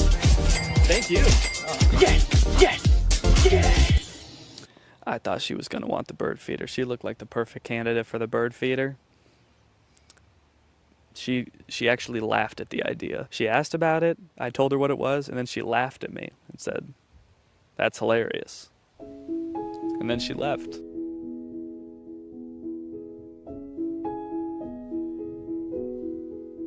Excuse me, are you interested in a baked orange tent or raised toilet seat? Maybe she'll be back later. She's got to go get her purse. Or a clip-on fan? Or an AI bird feeder? Well, it didn't go as well as I thought it was going to. So that's great. I don't know, man. I had this idea that if I set up a garage sale and had people coming through, I would just be selling item after item, and it would all be gone by the end of the day. But I sold, let's see, 1, 2, 3, 4, 5, 6 items, and I was there for about 6 hours. And I think 2 or 3 of those was just one guy. He bought one thing and then he came back for more because he told his daughter that he met a YouTuber and his daughter knew who I was, so he wanted to buy more stuff for her. So if that hadn't happened, I would have sold even less. As of right now, I have sold $303 worth of products. That means that I'm only like $37 away from breaking even. So if I could just make $37, that would be fantastic. And you might think that's not very much work. That's only, you know, like a couple more things. But guys, I have other things to do. I have other videos to work on. I actually took a break from this for like a month. The garage sale was like a month ago because I had to work on the copycats video. But luckily, I remembered a rule called the 80-20 rule, okay? 20% of your work is gonna yield you 80% of your results. And this rule applies for all sorts of things in life, you know? In a classroom, maybe 80% of the trouble is caused by 20% of the kids. In customer service, probably 80% of your calls are from 20% of your customers. And if I apply that to this, maybe 80% of my profit can be from 20% of my products. I need to be focusing on the few products that are gonna yield me that last $37. So if I just look at the 3 most expensive products that I still have on my list, I have the rug, which on Amazon is $150, the raised toilet seat, which on Amazon was $80, and the marble toilet seat, which was $90. I need to focus on the stuff that's gonna bring in the big bucks, because I have like 16 or 17 products still listed, and if I am trying to field messages and coordinate with people for all of those products, I'm gonna go insane. So I fished the big rug and the 2 toilet seats out of the box, and unlike last time where I was just hastily taking pictures as quickly as possible, I took some time. I created eye-catching photos to show these products unique features and assure people the toilet seats had never been used. I also took some time to enhance the descriptions and the product listings, and then I also posted them on Craigslist. As for if it worked, well, you're just gonna have to see for yourself. Okay, here I am, back in the parking lot. The woman who is coming to meet me said she just wants to look at the rug. I hope that means she's gonna buy it, and she just doesn't want to just kind of like see what I got just for fun. The rug is listed for $60, so if I actually sell it for $60 right now, I'll be past breaking even point. I can get out of the game for good. God, I hope she buys this rug. Please, God. Hi, how are you? How are you doing? I'm doing great, thanks. Good. Look at it, it's got the rubber backing too. It's perfect. So it was new. Yeah, so I bought a box of Amazon customer returns. It's all right, beautiful. fantastic. Yes, thank you so much. Okay, could you put it in the back of my car? Absolutely. Yeah! phones, baby. I broke even, bitch. I'm out of the game. Welcome to Profit City. As if it wasn't great enough getting rid of that rug and breaking even, those two ladies that just bought the rug were the nicest people I've ever met. They were so sweet. I'm feeling good. I think I'm gonna do this whole thing again. Just kidding. I don't think I'm ever gonna go on Facebook again, actually. In case you're wondering, I did a little rough estimate of how many hours I spent on this side hustle. That way I could calculate an hourly wage for my efforts. It was $1. That's right, Raleigh, $23, and all it took me was 4 months. Honestly, bravo. I did not think you were going to be able to make a profit. And just to clarify, you're not counting the cost of delivery into the cost of the box yet, are you? What? Yeah, it was $75 to get the box delivered, so that was on top of the $350 for the box. So technically, you haven't quite broken even yet. Hey, Danny. After breaking even, I felt like I had done what I set out to do. I made a profit, I proved it could be done, and so I called the experiment complete. I let Laura know I wasn't gonna try to sell the rest of the items, and she wasted no time getting rid of everything else so fast. She wanted to use our garage again, man, so she just put everything up on our neighborhood's free cycle group on Facebook and got rid of it all in like a couple of days. I've been working on this video since July, and she got rid of everything in a couple of days, even the stuff that doesn't work. This video is made in collaboration with Climate Town. They came up with the idea and everything, and they actually made an entire video on their channel about the free returns problem. They did a ton of research. They're a lot smarter than me, so if you want more info on free returns, go check out their video. But that brings us to the charity. So I have a profit of $23, or at least I did, until I sold the very last item, the box, to myself. You don't come across a cool big box like this very often. Who knows what I could do with this? I could make it a little fort. So I'm holding onto the box. Unfortunately, I did get a really bad deal on it. It was $10,000. The one time I negotiate and actually drive a hard bargain, it's on myself. So now I've got $10,023 to donate. I'm gonna be donating to Feeding America. They provide meals for people in need. I'm gonna add a fundraiser to this video down below, so if you guys wanna join me in donating, that would be awesome. Even just $1 can provide at least 10 meals for someone in need. So it's a really great opportunity to make a difference this holiday season. Anyways, guys, I hope you enjoyed this video. Make sure to subscribe if you're not yet to join Greg, and I'll see you next time. Alright guys, I'll admit I am very late to this topic, potentially even like a month late, depending on when this video comes out. But in my defense, I'm a dad now, alright? I have a baby. He's 5 months old. I have better things to do than sitting here talking to a camera alone in my room. Like watching Jason Nash live stream on TikTok. Alright, Sandra, thank you for the money. Kevin, thank you for the money. Can you guys send me $1 million? Turns out I can do both at the same time though, so now I'm here. If you've been on TikTok lately, there's a good chance you've seen former Vlog Squad member Jason Nash constantly live streaming, compulsively urging his fans to send him money. I know I have. A lot. This man is constantly live. Here we go, 118. Guys, don't forget to follow my podcast, All Good Things Podcast. We just spoke about it. We need... If you enjoyed that 30 seconds of silence, guys, make sure to go check out my podcast. You're gonna love that. It's completely silent for an hour. Like me, a lot of people were pretty confused to see this. At one time, Jason Nash was a part of the most popular group on YouTube, and now he's battling the Joker for gifts on TikTok. What a way to start the day with Tommy. Coach Tommy, thank you so much for being here. If you've never seen one of these TikTok gifts battles before, basically there's two creators, and you send gifts to the respective creator that you're watching. This bar at the top indicates who has the most gifts, and when time runs out, whoever has the most gifts wins. Their prize? All of the gifts that they got during the battle. And then the second place person also wins all the gifts that they got during that battle. So needless to say, there's a lot at stake. This is a live stream where Jason is actually battling his wife, Naveen. Why don't you come down in the room? I'll let you in.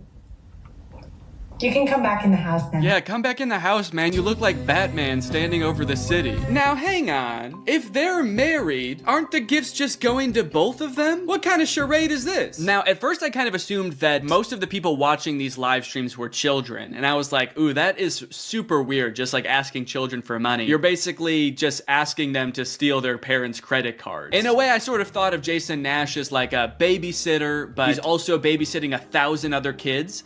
And if you start choking, he's not gonna call 911. Because he can't see you. But after tuning into a few of his streams and actually like clicking on some of the profiles of people watching, I realized that it's actually mostly adults, which was very surprising to me. Guys, what are we doing here? Stop that. I promise you there are like a billion other better uses for your money than helping Jason Nash's wife crush him in a gift battle. Fun as it may be. The reason I wanted to make this video is because I think that it's kind of a very interesting look at the career span of a creator. It's a pretty new career, all things considered. And like nobody's been a full-time online creator for 40 years. So we don't really know how long this career is supposed to last or how it will evolve over time. So I think it's worth looking at why Jason Nash is here. Between the years of 2016 and 2020, David Dobrik was seemingly at the top of the YouTube ecosystem. What started as David just sort of goofing around and filming his friends as up-and-coming content creators quickly turned into partying all the time, collabing with huge celebrities, huge giveaways, and giant sponsorship deals. And if you didn't watch the vlogs around this time, you might think that David was like the biggest part of them, but it was actually more his friends doing the heavy lifting. David was always behind the camera, and sure,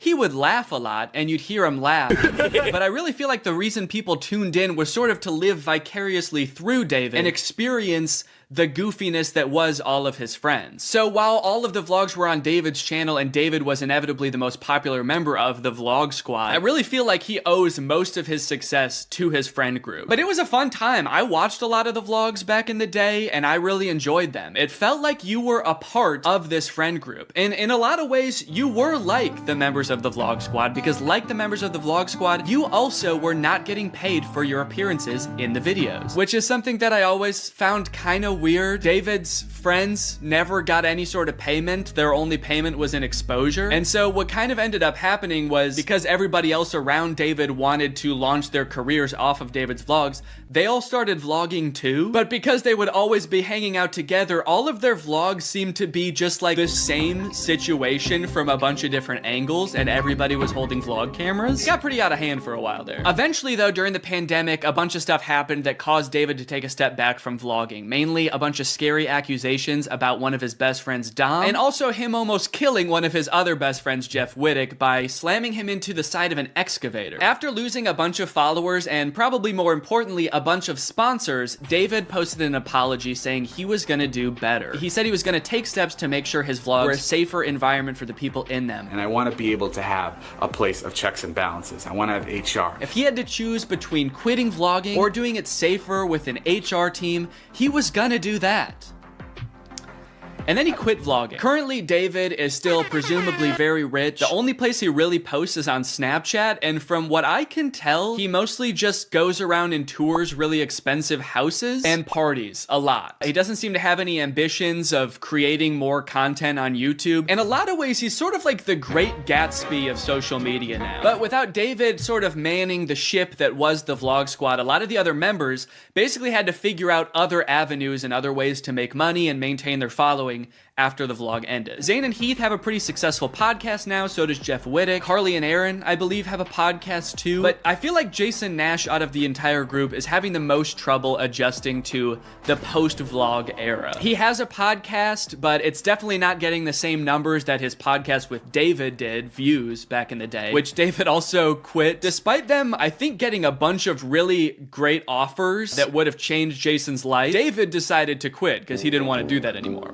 He wanted to be the Great Gatsby. So Jason has now been left to fend for himself, and it seems like TikTok gift streaming is what he has turned to. You excited to go to dinner?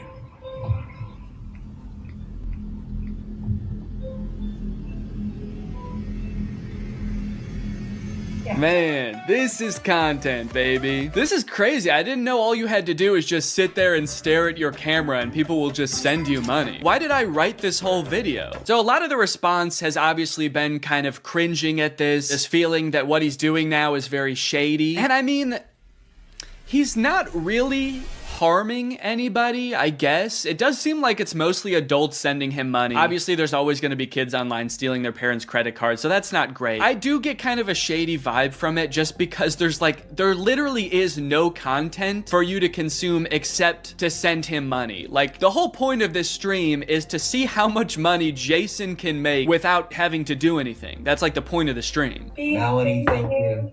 Let's go. And you could argue that Twitch streaming has donations and, you know, a bunch of other live streaming does too. But I would argue that there's at least some content behind that. Someone's playing a video game or they're doing a podcast live and the donations are just a little bit extra on top. It's not the content itself. I've also seen a lot of people wondering like, wait, isn't David super generous? During his vlogs, he was always giving away cars. He was paying for people's weddings, just like handing out PlayStations to people on the street. Surely he could just help Jason if he's struggling financially, right? Wrong. From some of Jason's podcast clips, it seems that that is definitely not the case. But before we get to that, I've got to make some money of my own. Alright guys, let's get those gifts in. James, thank you for the llama. Carol, thank you for the sombrero. Brian sent a Arab? Oh. Is this a gift on TikTok Live? Also, how did you get this one? This one's mine. Well, regardless, this is actually pretty convenient because this video is sponsored by Arab. Arab flavors your water using scent-based taste. And, oh, Brian also sent a scent pod? Oh, thanks, man. Okay, so I can put that on. With the scent pod down like so, it's just a normal water bottle. But when I activate the scent pod, air is able to pass through the scent pod and into your mouth, where you can taste the scent. Send me money. I like to bust out my air up while I'm getting work done. It gives my water a little bit more which is what I need when I'm trying to focus. This one right here is lime, and it is excellent. Someone said, come to Brazil. I'm busy. Air up is a unique hydrating experience. You can't get this anywhere else, buddy. No chemicals, no sweeteners added to the water, just plain old water into my plain old mouth. The scent pods come in a variety of flavors. I really like the lime and the peach. My editor, Jake, is really fond of cherry. So no matter what kind of flavors you like, there's bound to be a couple for you. You want to spice up your hydration experience, click the link in the description, get yourself an Air Up, get yourself some scent pods, put your mouth on the nozzle, and suck away. You look really tired today. That is mean. Thank you to Air Up for sponsoring this video, and thank you to you guys for checking out Air Up. Now back to the video. About a month ago when Jason was in the thick of his live streaming every day, he posted this podcast where he and a bunch of David's mutual friends talk about how different life is now that David's not vlogging anymore. But the thing is, like, David's in this, like, moment in his life. Yeah, where he can do anything. Where he just parties. Oh no, Jason. The look on your face, man. Jason's like, don't look bitter, don't look bitter, don't look bitter. Where he can do anything. Perfect. He can do whatever the fuck he wants now. He calls me to play pool. And I'm like, I gotta go live, and I don't expect him to understand that. You don't expect him to understand that you have to work to make money? You know he did that too, right? I wouldn't expect him to understand that, man. He hasn't had to work in, gosh, what is it, 2 years now? I hate to say it, Jason, I think he gets it. I just don't think he cares. Like, I'll say things like, I'm losing my house, and he'll be like, oh, but just come play pool. I just don't think he cares. Dude, Jason, haven't you learned anything from being friends with a popular YouTuber? You just told him you might lose your house, and he invites you over. You think he really wants to play pool? Dude, he's probably gonna Mr. Beast you. He's probably inviting you over so he can, like, surprise you with a new house. He might make you do Squid Games for it, but you have a chance to win a new house. Maybe he'll give you a new car. Or, you know, surprise you with his new car like he did that one time. My surprise to you is that I'm buying myself a car. I know, right? That was cool. I will say it is interesting that David seemingly stopped doing the extravagant giveaways once he stopped doing the vlog. I wonder what the correlation there is. That's kind of weird. There was a great TikTok that he sent, which was like some guy. It's just the guy that has like a lot of money and can do anything all day. He's like, oh, Diplo's having a party tonight, and like and it's literally like things that David has said. David sent Jason a TikTok of a rich, out of touch guy being like, "Oh my god, dude, this is so me." Dude, look at this TikTok. This is so me. That moment when you're rich and you're partying with Diplo and you're talking about how much you hate Jason Nash and how poor Jason Nash is. Guys, comment below if you found this relatable. But if you think about it, though, from 18 to like what, 23, 24. Oh, he was hitting it. He never drank. I don't think he ever drank. Even when we would visit him, we'd be up till like midnight, just like watching the edits, just like. Wow, he worked hard for 5 years? Let the man party, dude. Please do not burden David's poor gentle soul with your financial woes. Just let the man play pool and play with him, for God's sake. I mean, look, I don't doubt that he worked hard. The dude posted 3 vlogs a week. I'm sure it was a lot of hard work, but you know who also worked hard? Everybody in his vlogs. I mean, that dude just said it himself. They all stayed up with him until midnight watching the edits to make sure they were good. This was a group endeavor. And I know what people say. They say like, well, David gave them the opportunities, you know? He didn't have to make them famous. Yeah, he kind of did. That was like the whole point of his vlogs, was his friends. David wasn't just making them famous because he was a good, generous guy. He was doing it because that's what was working. They made him famous as much as he made them famous. Now it's like the complete opposite. Everyone's like working, and here's him just like, hey, what are you doing tonight? And it's like a Tuesday night. Everyone's working. Yeah, man, that is kind of a crazy switch. Whereas before, David was working and everyone was helping him. Now everyone else is working, so naturally David is partying with Diplo. Naturally, a lot of the conversation around Jason's live streams has revolved around the confusion as to why he wouldn't just get like a normal job if he was strapped for cash, or if like the social media thing wasn't working out. Can someone make Jason Nash a fucking DoorDash account? People are wondering, why is he pursuing this career that is like universally seen as embarrassing or cringe, rather than just getting a 9-to-5? And I totally get that criticism, because I do love being a creator. I love getting to be my own boss. I love being creative on a daily basis, working with people that I'm really inspired by, entertaining people. But if this exact version of being a creator stopped being feasible, would I start doing gift streams on TikTok? Hell no. And not even necessarily because it's like embarrassing or cringe. It's just that like what I enjoy about being a creator, that does not accomplish. There's no being creative. There's no entertaining people. At a certain point, you like strip out all of the fun parts of the career and you just have only the most superficial parts of it left. Just money and fame. So no, if like this YouTube channel didn't work out anymore, there's a billion other things I would rather do that would be more enticing to me than like gift streaming on Twitch. But maybe Jason likes it.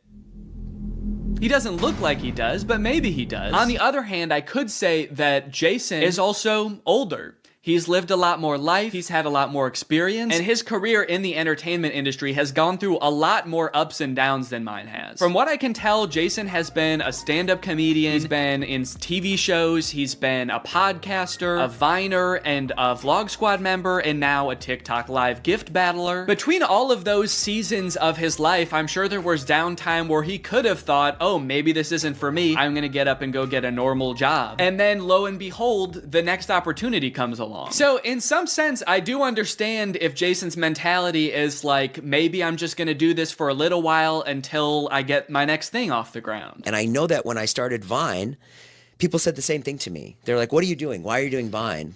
You know? And I was like, okay, this is what I'm doing. And then I did YouTube, and people were like, why are you doing YouTube? And I feel like when you're first to something, that can really pan out. Yeah, I do get what you're saying, but also I don't know if this is the same as Vine and YouTube. Saying he's the first to this new thing like TikTok gift battling is gonna be the next big thing is very worrying to me. Please don't make that the next big thing, guys. On top of all that, there is this sort of like gamification in your head that happens when you're a content creator. Because so much of it is like numbers based, you're always looking at your analytics, hoping your numbers go up. It becomes kind of a game in your head to see if you can do better than you did last month or last year. Because of that, I feel like in a lot of content creators' heads, quitting or pursuing a different career path is seen as like losing the game, even if it's subconscious. That being said, I don't think that's a healthy way to look at it, and I would encourage people who are pursuing being a creator to find other passions that, you know, if this didn't work out, you could pursue that instead, because I think just clinging to relevancy for relevancy's sake is not a good thing. But why try to guess what Jason's thinking when someone literally asked him on his own podcast why he doesn't just get a job? This isn't me saying this as a negative thing. I'm just totally asking. Please. Yeah.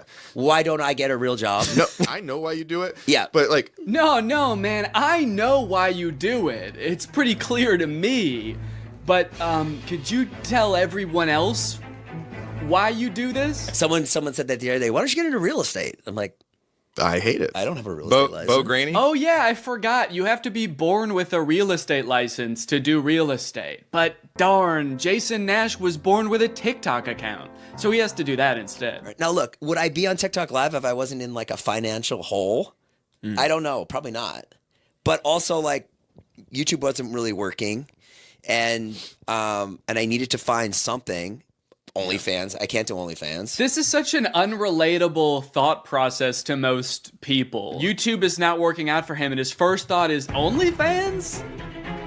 TikTok begging people for money? It just comes off as being so set on being an influencer that nothing else matters to this guy. Listen, it is what it is. It's like, I was on Vine, I was on YouTube, I was on Snapchat, and now I'm doing this.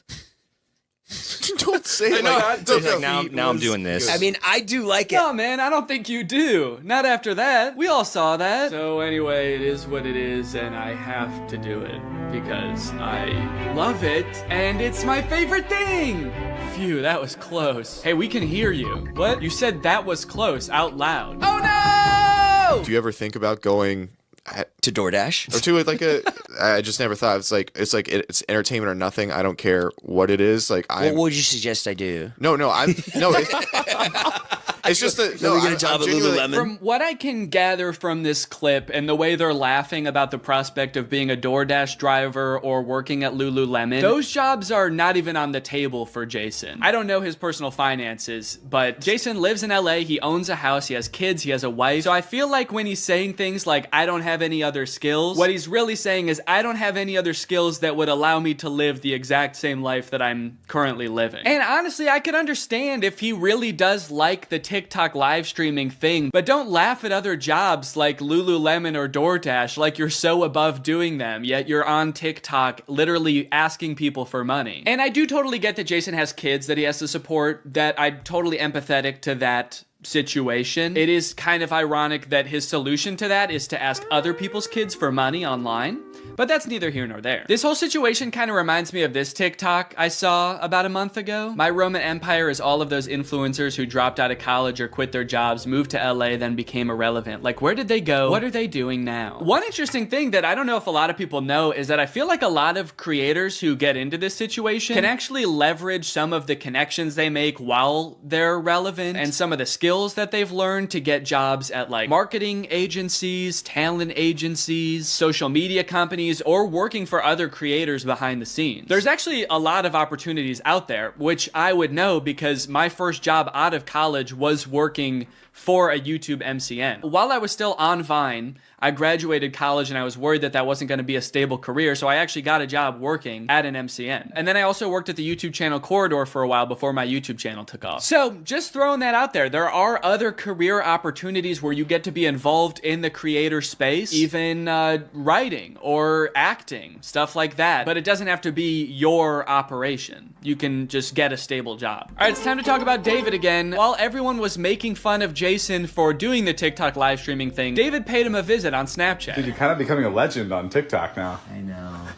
Not in a good way. Yeah, but I think it's fun. No, man, this is a great look. This is awesome. Multi-millionaire visits former unpaid employee wearing a crown to make fun of his new job. David, do you know why, perchance, Jason has to do the TikTok live streaming? Have you thought about that at all? During your long nights of playing pool? Bye, guys. Thanks for having us over in your little hobbit home. And make fun of his house before you leave? Check. Great job. Now, with all of this talk about David and Jason, I just want to make it clear, do not go and send any hate to these people in real life, especially Jason. Jason actually got swatted mid-live during one of his streams a few weeks ago, which is obviously horrible. Anybody else inside? No. Okay, hold on. Let's get it together and then...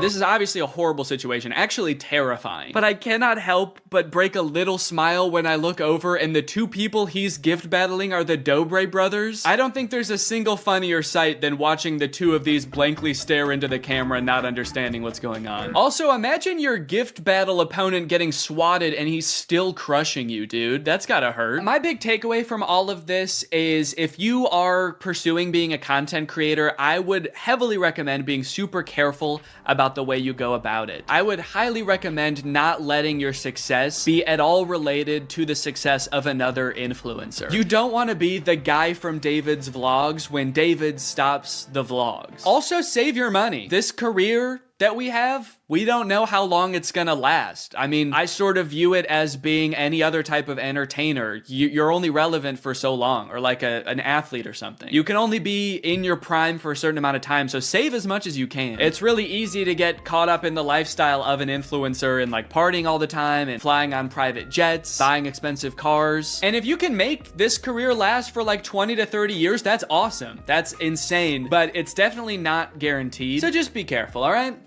For me, for your old pal Dan. All right, guys, well, I hope you enjoyed this video. If you're new here and you're not subscribed yet, make sure you subscribe and turn on my notifications to join Greg. Greg is what I call my fans here on YouTube, and if you just watch this whole video, that means you kinda gotta be a Greg now. I don't make the rules, sorry. Except for that rule I actually did make, but all the other rules I don't make. All right, I'll see you guys next time.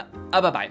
Life as a new dad is pretty good. Rocking my baby to sleep, watching him crawl for the first time, and there's so much to look forward to.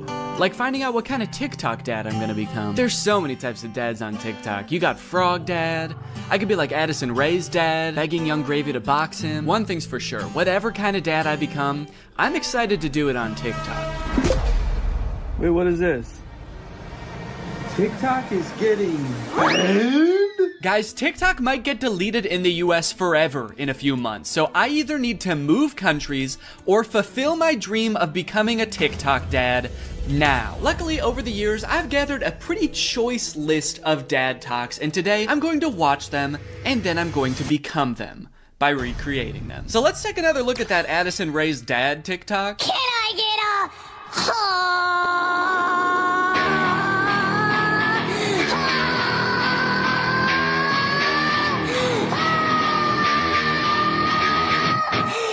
Okay, so this TikTok is from a couple years ago. It's from 2022. And if you were unaware of this situation where Addison Rae's dad wanted to fight famous rapper Young Gravy, I believe it started because Young Gravy made some comment on a podcast about finding Addison Rae's mom attractive. Now, Addison Rae's dad and his mom aren't together and haven't been for a long time, I think. But nevertheless, Monty, that's his name, Monty Lopez, decided to settle the score by getting on TikTok and begging Young Gravy to fight him.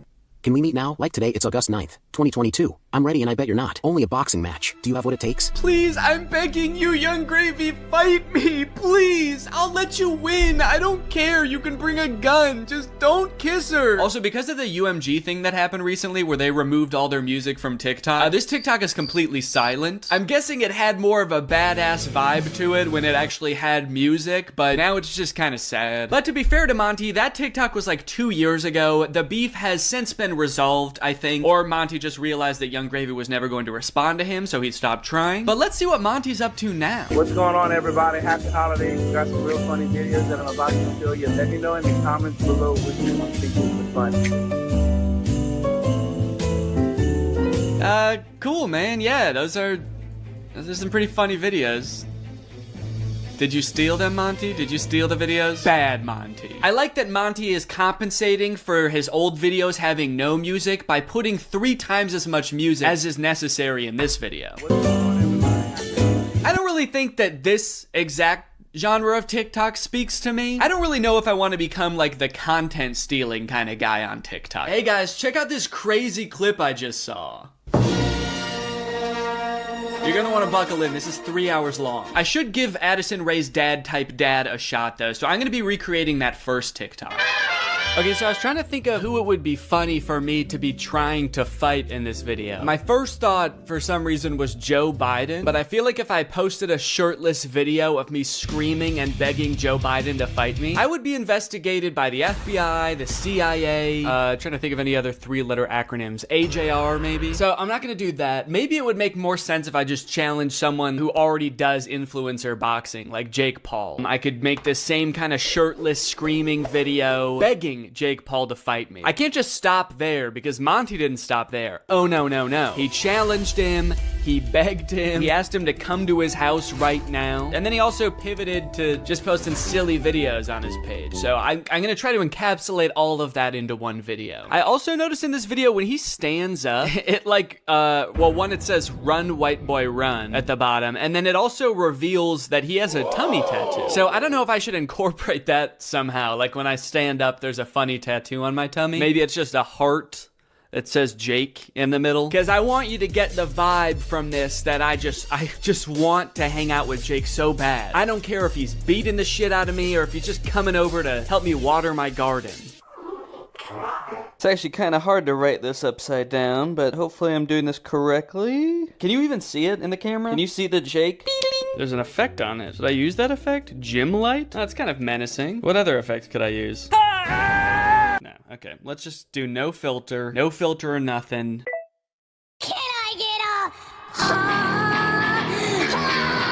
I didn't like filming that at all. Actually, I hate that. I'm gonna put my shirt back on. Yeah, sorry, I hated that. I'm gonna keep my shirt on, actually. I thought I was gonna do it with my shirt off, man, but I can't do it. I just can't see myself convulsing shirtless like that. I don't even think I want it on the internet, to be honest. I don't want it. Nobody should see that. So it's gone now. I'm just gonna have to live with Jake tattooed on my tummy, and that's just gonna be a secret between me and you guys. Nobody's gonna know that happened. Okay, let's try again. Shirt mode activated. It's hard to press the start button the way I have my phone propped up. The keyboard's kind of in the way here. There we go. Okay, shit. God damn it.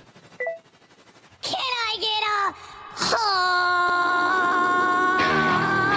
I might have been pretty good. I am picking up my phone at the beginning, but I think I went menace mode for sure. Actually, the beginning where I propped my phone up adds some kind of authenticity to it in a way. I don't know if it's like a millennial pause or kind of makes it seem like this video was totally off the cuff. Like I wasn't even planning on recording this. I'm just setting my phone up because I'm getting so pissed off. Well, I guess I'll just finish her up then. Oh, there's still sound. Can I make the sound stop now? Please? Okay, I guess I can't. So is it just gonna be that then? That's not good. That's not funny. That's just weird. That's just me straight up asking Jake to fight. Okay. Maybe I can record it in my camera roll and then add it in the editor. Hey Jake, I just wanted to say, I didn't mean what I said back there. I don't think you're a baby. I think you're awesome. And we don't have to fight. We could just hang out sometime if you want to. Anyway, here's a funny video I found. Okay, now I have to actually find a funny video and add it in here somehow. Funny video I found. Hell yeah. Can I get a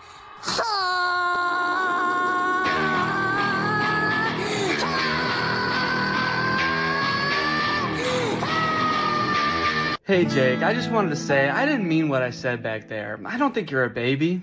I think you're awesome. And we don't have to fight. We could just hang out sometime if you want to. Anyway, here's a funny video I found. Yeah, I think it's perfect. And I think it's ready to post, and I'm not worried at all about what people will think when I post this. So I think after I create all the TikToks, we can take a look at some of the responses to them. Okay, next TikTok. My daughter being in a toxic relationship. Hashtag POV, a pack sticks up for each other.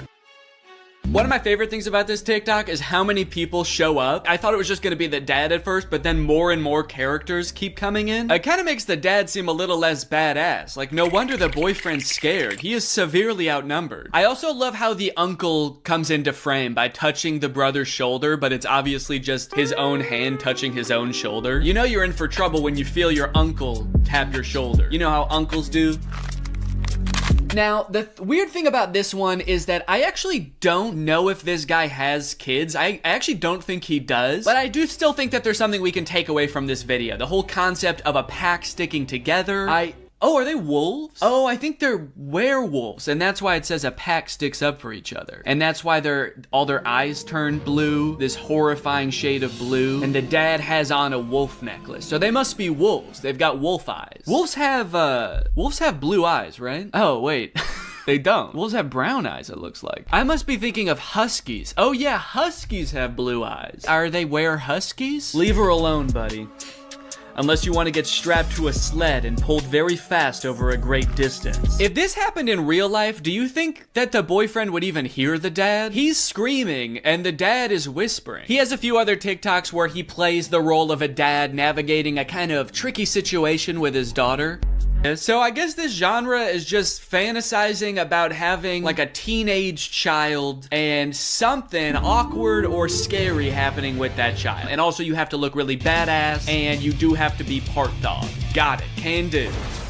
Before I film this one, I actually have a much more important POV I need to film first.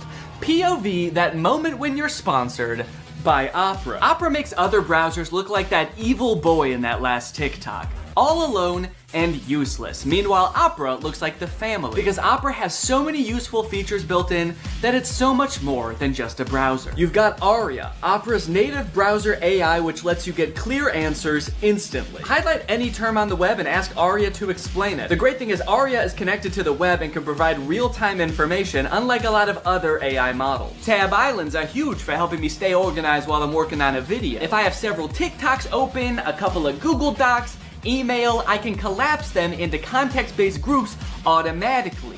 I don't know what accent this is supposed to be. One thing I didn't even realize I needed until I got Opera was a built-in ad blocker. It makes articles look so much more clean, which actually makes my videos look better, because when I screen record an article, there's not distracting ads all over the place. And it's super easy to turn on with just one click. If you're working on multiple projects at once, you can create entirely separate workspaces that you can switch between easily using customizable buttons on the sidebar. I don't like having a ton of browser windows open at the same time. It's super distracting and hard to sort through. So in my opinion, this is a much better solution. So if you want to check out Opera, then use my link below to download Opera today. Thanks to Opera for sponsoring this video, and thank you to you guys for checking out Opera. Now let's film this TikTok. Okay, so I've been thinking a lot about how I could make this TikTok kind of my own, you know? Take everything I like about the toxic daughter, boyfriend TikTok and amplify it. So first thing we're gonna do is the amount of family that shows up. I liked how much it was in the first video. We're gonna double it. We're just gonna have a ton of people show up. We're gonna have the dad, of course, the brother, an uncle. Uncle's here! A second cousin, a third niece, maybe. Also, I think instead of like a toxic boyfriend, the daughter's just gonna be getting mugged. I think that would elevate the stakes a little bit higher. And then, you know, in the original TikTok, they didn't even turn into werewolves. Their eyes just turned blue, which, granted, that would be very scary if that happened to you, but I feel like they were trying to get at something there, but they didn't quite get there. So, in my TikTok, they're gonna actually turn into animals because there's filters on the TikTok that can turn you into animals. So that's what I'm gonna do. And I'm gonna do it now. So I think what would be even cooler than turning into a wolf is if I turn into a horse. And I know that there's horse filters on TikTok. I have one saved here, where if you open your mouth, you turn into a horse. So I'm gonna use this. Okay, beautiful, beautiful. I look gorgeous. And then everyone just starts turning into horses, dude. The daughter turns into a horse. Uncle's gotta turn into a horse. And last but not least, the mugger has to apologize, of course. Let's go, baby. Now all I have to do is edit this, and it's gonna be ready to go. Now this dad is a whole different type of dad. His name is Brian B. Toe. I thought Toe might be his last name, but the way it's spelled out in his profile actually makes it seem like Buteau is his last name. I thought B was just his middle initial till I saw this just now. Say what you want about Brian, but he do be Toe. And I think there's a lot we can learn from Brian's TikTok. Stuck in a generation where loyalty is just a tattoo and being fake is a lifestyle. Where the real ones at? Man, Brian's so cool. I thought he was a teenager for a second because of how cool he's dressed. Hey guys, I'm just skateboarding with my backpack to school. I mean work. I hope my teacher is cool today. Oh, I mean boss. Sorry, I'm just a kid at heart. Also, I just got in a really bad skateboarding accident and hit my head real bad. Can you drive me to the hospital? I don't like this angle. Why is he so much higher up than us? Are we a child in this video? Are we his child? Son, where are the real ones? What have you done with the real ones, son? I'm not even sure how the caption and the video are related. They seem like totally separate things. I'm so sick of my generation. So I've decided to join yours. I'm a teenager now. In fact, I'm so young that my kids are my...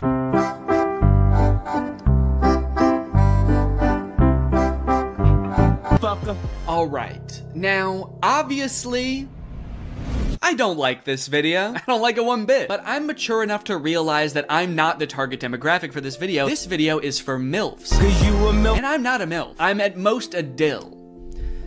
I'm just a dad you would like. And the MILFs in the comments are loving it. Yes, you still got it. Where you been all my life? Damn, my kind of guy. More power to him, I guess. The one thing that I can't get over is the setting in which he's making this video. Are you in public? It looks like he's just in the lobby of a hotel making the absolute thirstiest video I've ever seen. You need to get to your room ASAP, dude. You are too horny to be in public. I like this guy in the background. The second he realizes he's in this video, he steps out of frame because he's like, oop, I can't be in this. Oop, get me out of here, this guy's too horny. The caption is still got it, which is a little confusing to me because usually you would say that about something you used to do when you were young. Brian, did you used to do this when you were young? They didn't have iPhones back then. Who were you doing this to, man? The reason so many people are single and not in relationships today is because we're looking for that 90s love in a 2023's hookup culture. Tell me I'm wrong. Yeah, man, that's fine.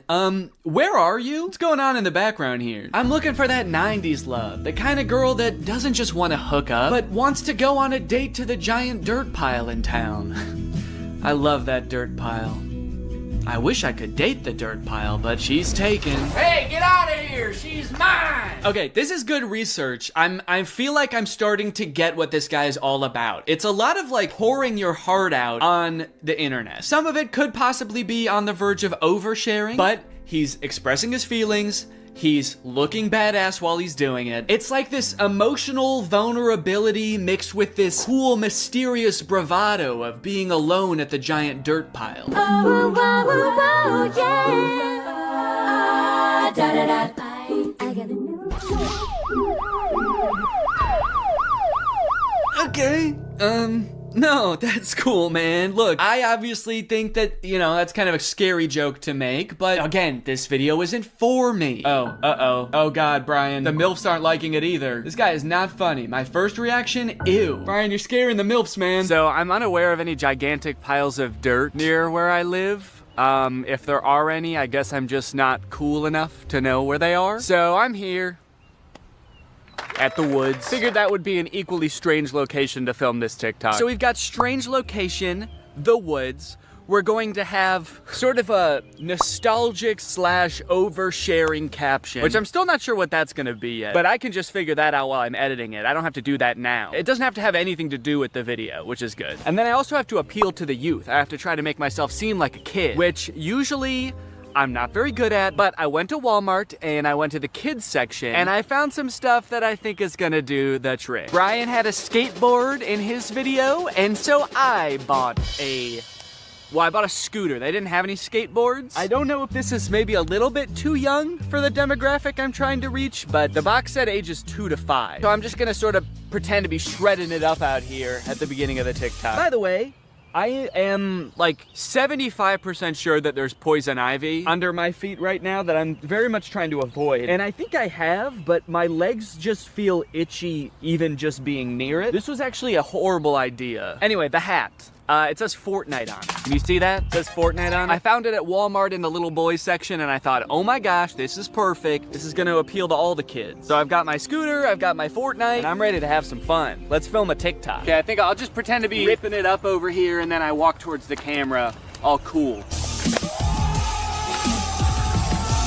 I for sure stepped in the poison ivy that time. Very cool. Why does this hat make me look like a pilgrim? It's like such a flat brim hat that it's gone past looking cool and gone towards looking like a full-on pilgrim hat. I am a Fortnite pilgrim.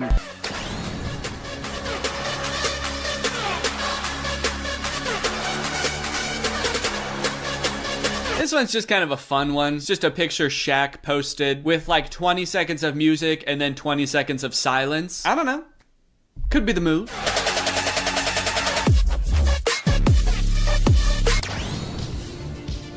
All right, this TikTok is by a dad by the name of My Life, not yours. So in case you were confused, this isn't you.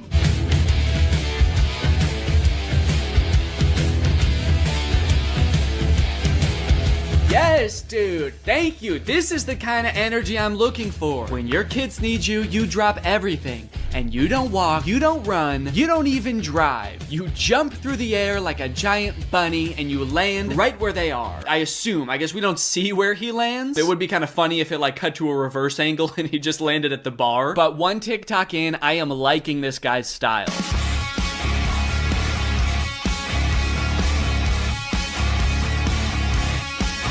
So I guess the way I describe this dad is like action hero dad, mystical sorcerer dad. Either way, he's killing it, and I really like his vibe. He's always getting himself into insane situations like this one. Happy Easter, everyone.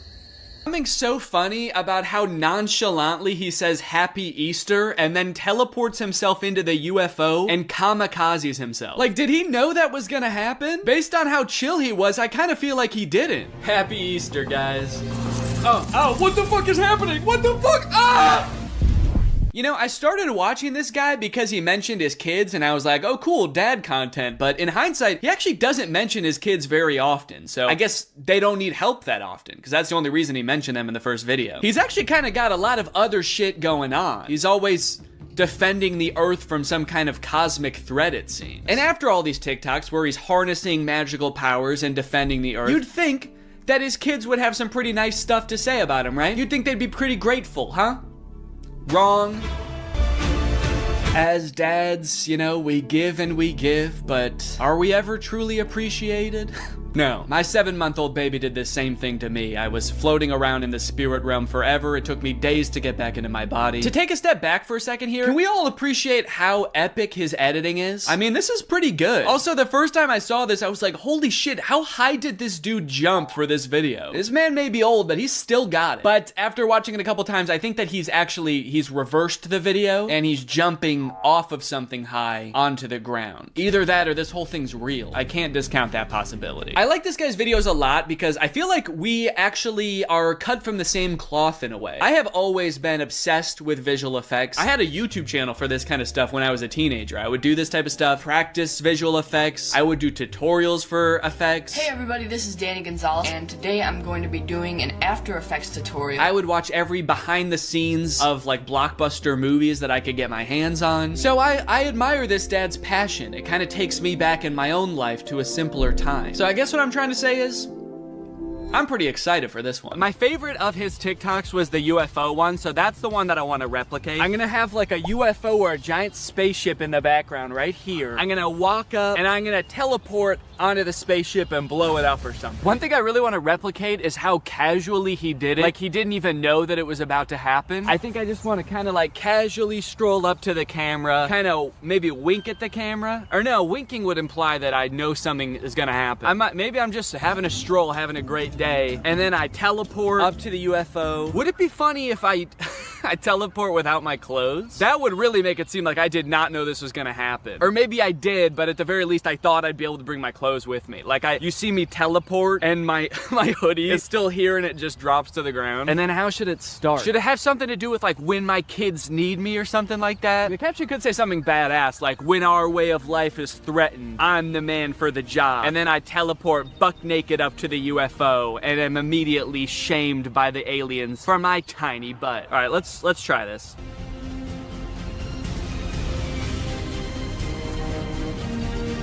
Okay, and then I'm gonna take off my hoodie, put it right where I was, and then drop it. Okay. There was a person walking by while I was doing that. What do you think she thought? What sense could that possibly make to the average person? Maybe she knew what I was up to. She did look kind of older. Maybe she has a husband that does this kind of thing. All right, well, I'm happy with that. Also, I want to go home. All of the TikToks have been recorded, edited, and posted. Let's see how people responded to that. We're gonna go from the least viewed video to the most viewed video, starting off with Addison Rae's dad. So this was the first video that I posted, and it is by far the least liked out of any of the TikToks. It has 45,000 likes. I think people were just confused. Nobody really got the reference. The general consensus amongst the audience is that I'm going insane. The second most liked comment is, "Nurse, he's out again? Is everything okay at home, Danny?" Okay, I was doing these TikToks to make myself seem like a really cool, awesome dad, and kind of feel like it's not working based on that comment. Oh my god, he's lost it. What is he planning? Or is he just having fun on TikTok? All right, he's either planning a video where this is some kind of satire, or he's actually just having some fun, challenging Jake Paul to a fight, begging him to meet up, and sharing some funny videos. Maybe this is just who Danny is now. Okay, next up was the Shaq TikTok. Lots of people praising my very calm demeanor in this picture. You look so comfy and at ease. You don't look terrified for your life at all. Looks like they were really nice. And then one kind of eerie comment, "Please don't die, I love your content." Do they know something that I don't know? I look closer and this was posted by my doctor. Oh no, he's actually been commenting a lot on here. He says, "The test results just came back. It's not looking good. Love your content though. Also, was Ice Spice cool? Just feel like there's better ways he could have contacted me. Someone said, is this real? And then someone commented under it, no, it's AI. Look at Ice Spice and Taylor's eyes, or the guy on the right, his hands, or the sunglasses just floating on his shirt. So I guess he's talking about this guy, saying, no, it's clearly AI. Just look at this dude. Which, is kind of fucked up, because it's not AI, that's just a real guy. Everything in the image is real except me. And even I am real. I'm a real person. I just wasn't in that picture. It's kind of interesting as AI has gotten more popular how whenever anything is fake now, all of the comments are AI. It used to be whenever something was fake, all of the comments were Photoshop. Even if it was a video, it would always be attributed to Photoshop, and now it's AI. Even in this case, when it was actually Photoshop, the accusation that gets thrown out is AI. It's just kind of something interesting I noticed. After I posted that TikTok, I was starting to get a little bit worried. I started this video with hopes of becoming the coolest TikTok dad on the platform before it got deleted. And based on these comments, I was beginning to worry that being a good dad didn't have anything to do with TikToks or Ice Spice. But don't worry, the comments on this UFO video fixed all of that. Thank you, Danny, we all say in unison. A modern Shakespeare brought tears to my eyes. I saw this on the news, so heartbreaking. Thank you for saving our children, Danny. Wow, this gave me chills. The things we'll do to protect our children. I mean, I don't exactly know what you did in this video, but thank you for doing it. You definitely did something to protect our children, I think. I would unironically watch this as a movie. Yeah, this TikTok was good, but I just wish it took 2 hours. Oh, Danny, where do I even begin? You are the light to my world. You are the sunshine, Danny, my only sunshine. You make me happy when skies are gray. You'll never know, dear, how much I love you. Can't talk, saving the world. All right, second place, the silver medal of dad TikToks goes to the Scooter in the Woods TikTok. Raking in a whopping 1.1 million views, 295,000 likes. People are really vibing with oversharing strange location dad. One fun thing about posting all of these videos is seeing people comment trying to guess what the video I'm working on might be about based on all of these seemingly unrelated TikToks. None of them have anything to do with each other, so people's guesses were all over the place. But the most common guess, and the one that had the most likes on this particular post was, I'm guessing these videos are him doing AI prompts and seeing which ones go the most viral. Which I think, in a way, goes to show how far AI has come, where I'm replicating real videos that people have made, albeit adding my own little comic twist to them, and people assume that they were generated by an AI. It either goes to show how good AI is, or how bad I am.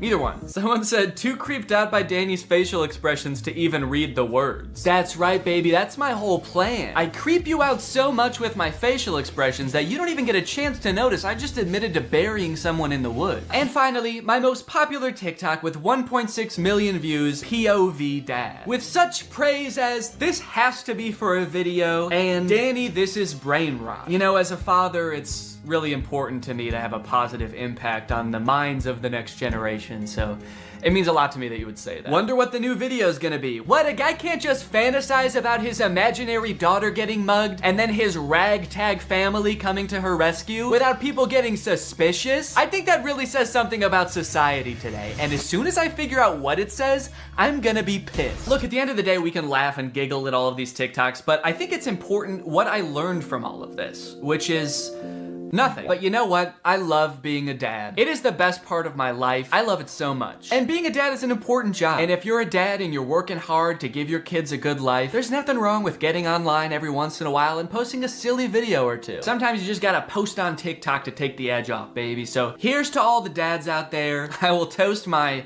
Dr. Pepper Zero to you.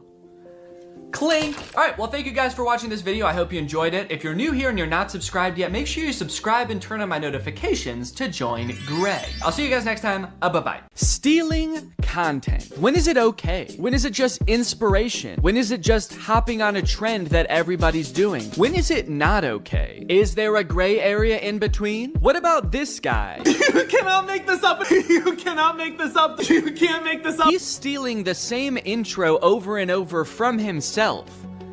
Do we have to help him? That guy found one intro and shirt combination that he's convinced makes his TikToks go viral, and by golly, he will never change it. You can't make this up. As a creator and a viewer of content, blatant stealing is something that makes me so mad, but what's even worse is how seemingly easy it is to get away with it, and how, like, it just works. Like, you can just become a content thief and make so much money. It at least shouldn't work that well, you know? But as you will see today, it is a very viable content strategy that is being used by a ton of YouTubers, big and small. Today we're going to take a journey through the various forms of content thievery until finally ending at the undefeated final boss of content thievery, Brent Joseph Rivera.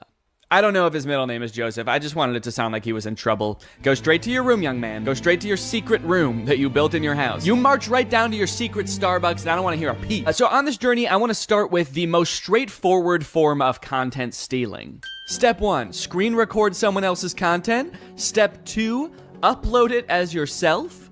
And step 3, profit? You might think that pretty much all people would agree that this is at the very least shady, but you would be surprised the lengths some people go to justify it. Okay, this video I'm about to show you, I've already talked about on my second channel a little bit, so I'm gonna repeat myself slightly, but I think it's very important that you learn about this type of influencer called a clipper. In the life of a $20,000 a month TikTok clipper, first thing I do when I get into my office is write down my daily goals. Today I wanted to get 1 million views in a day and make at least $500. This guy makes business sound so easy. You can just write down how much money you want to make that day.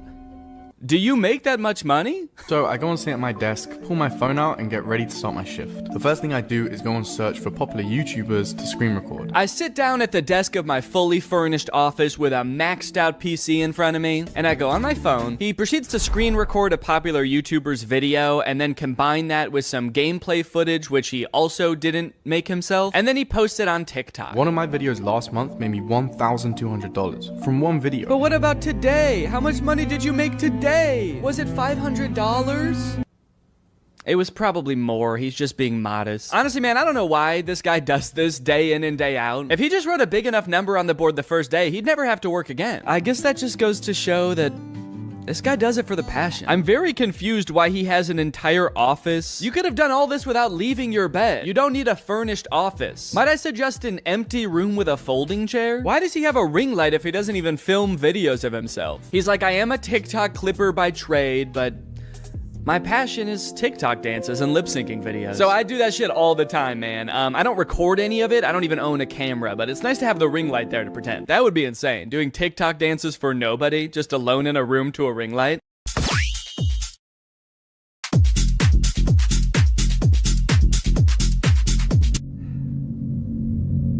Anyway, gotta get back to clipping. Now, before we go and call this guy lazy or uncreative, I do think it's important to note this guy actually does make original content. He makes TikToks and he does use a little bit of AI, but at least he's not stealing from another creator. So maybe we should check that out before we judge. POV, you're a TikTok clipper making $20,000 a month using just his phone. First thing I did today was go and take a look at the view because I've decided to wake up in Malaysia just because I can. After going into the bathroom, completing my daily routine, I put my shoes down and I get ready to head out the door. I wanted to go check out some of Malaysia and kind of see what it has to offer, so I had a look around the hotel just to see what I could find. The views around here are insane, and they even had a pool on the roof, but the heights made me start feeling a little bit sick, so I decided to go back to my room and get ready to start my shift. Okay, this whole video is like a minute long, and this whole section is all before he shows the content that he's making. A lot of these kind of digital nomad types pick jobs where they don't have to do too much work and they earn passive income so that they can travel the world, experience life. It sounds pretty fun. But I feel like from this video, this guy like hasn't figured out how to do that yet. He's like, okay guys, here's my life as a content clipper. I get up, I go to the bathroom, then I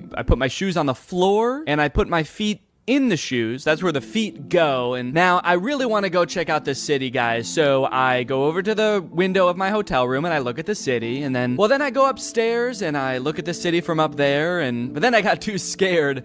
So I went back downstairs and I looked at the city from my window again. Create a ChatGPT story. First prompt I put in is I tell it to generate me an Asian baby. After it does that, I ask it to make it eat rice. Wait. Then after 3 simple and easy clicks, I press generate video and the whole video is made for me with voice actors. Yours should look something like this. Show me an Asian baby. Make it eat rice. Mine should look like that. Should? So the clipper in these videos, Musa is his name, has made a bunch of posts arguing that everything he does is ethical because he participates in what is called ethical clipping. If any YouTubers would like to debate me on the topic of ethical clipping, DM me. I genuinely believe it is a win-win in every regard and completely ethical from all angles. In a perfect world, I understand why he's saying it's a win-win because he's making money and theoretically the creator that he's reposting is getting exposure. If he's taking the clips off YouTube and putting them on TikTok, then a new audience, the TikTok audience, is now being exposed to that creator. From personal experience, though, I don't really think that that's usually the case. I think usually if a clip of a creator goes viral on TikTok, the people that are liking and commenting on that video are the same audience as their YouTube audience. They're just seeing the content again. So while he thinks of himself as sort of advertising for that creator, it's more like he's selling counterfeit merch. The community notes on Twitter was quick to point out that this is intellectual property theft. And so this whole operation is not so much a career as it is a crime. From what I can tell, this doesn't really make a huge difference either way. I more so have a problem with how lazy a form of content creation this is. But I think the weirdest example of this has gotta be Jason Derulo. Yeah, like from the song. Jason Derulo. About a year ago, I learned from a Jax Films video that Jason Derulo is a rampant content thief. This is not a joke. All he does on his YouTube channel is like make a face at other people's TikToks while blasting his own music over it. But here's where it gets kooky. As I was editing this video, I noticed something strange. So I took some of his videos and played them side by side and confirmed that yes, Jason Derulo 100% reuses his own footage across multiple videos. Not only is he doing the laziest form of reaction content, which in and of itself is the laziest form of content, he's not even filming a unique reaction to every video. I don't like this at all, man. I don't like that he's edited into the corner, like he's not reacting to the video you're watching. This looks like I'm scrolling on TikTok while FaceTiming Jason Derulo. And he's smiling into the camera like, man, I can't see what you're watching, but I'm just happy that you're happy. And also my song is playing. I like that. In a way, this is kind of the visual equivalent to him singing his own name at the beginning of every song. It's like, okay, I like this video, and to be fair, since he got called out for this, he has stopped doing this. He no longer appears in the videos. He still does continually post other people's TikToks with his own music playing, but it seems like he is at least now getting permission to do it. So now it's just sort of a marketing tactic that, I'll be honest, is kind of smart. If he's worked out some kind of agreement with these creators where he's paying them, or he's got permission to post and he can just slap his own music on these TikToks that are guaranteed to go viral, it's a decent marketing strategy. Then again, maybe an even better way to get people to listen to his music would be to make better music. Let's go. That's a zinger, baby. Add another zinger to the zinger counter. I still got it. I still got it. Danny still got it. Okay, the end. Okay, so sure, that's bad, copying from other content creators, but what if we don't copy from another human being? What if we copy from a computer? Well, that sounds to me like it would make some pretty good content. We should make kids watch it. Take it away, Danny. Oh, sorry, regular Danny couldn't be here, so he sent me instead. I'm AI Danny. I'm an AI version of Danny, so I'm pretty much exactly the same as him in every way, except I don't have a soul. So it technically wouldn't be immoral to murder me. Real Danny wanted me to start this video off by showing you a video that he apparently made for his son. He made him a little kids animation. Now, this took a ton of hours of painstaking hand animation. He produced the song himself, and so he just wanted to share this with you guys to start off. Are you ready? Let's go. First stop, the apple orchard. This is Annie the apple. You guys like it? All right, I tricked you guys. Regular Danny didn't really make that video. It was actually written and created totally by AI. Isn't that hard to believe? What you just watched was the end product of a tutorial that there's a bunch of on YouTube right now. Create faceless kids animation YouTube educational videos in minutes with Canva and AI. How I make faceless kids songs using AI in under 20 minutes. I love how all the titles emphasize faceless. For a kids animation song, that feels like it goes without saying. Like in this tutorial, she's making a song about animated dogs, little corgis up on the couch. Are there methods of doing this where I might accidentally show up in the video. 3 little dogs sitting on the couch.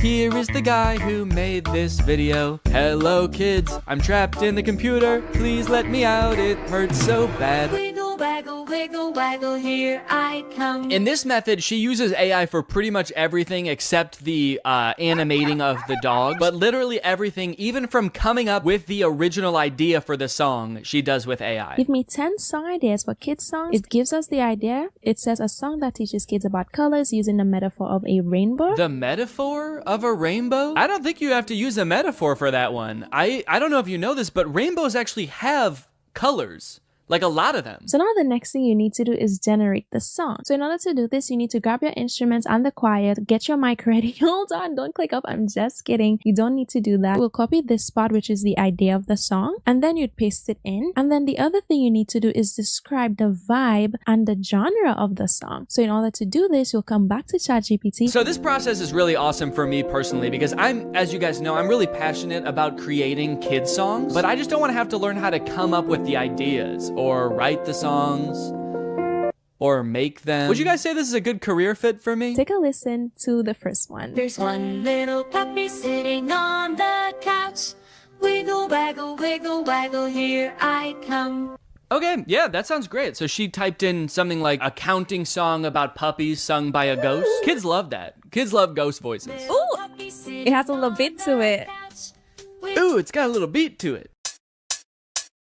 Just makes you want to dance. I were a kid and I heard this, I would so be dancing to it. Like, me too. The beat is so good. The voice is clear. If this is the one she's showing because the voice is so clear. The voice is clear. What are all the other ones that she skipped past showing us? What do those sound like?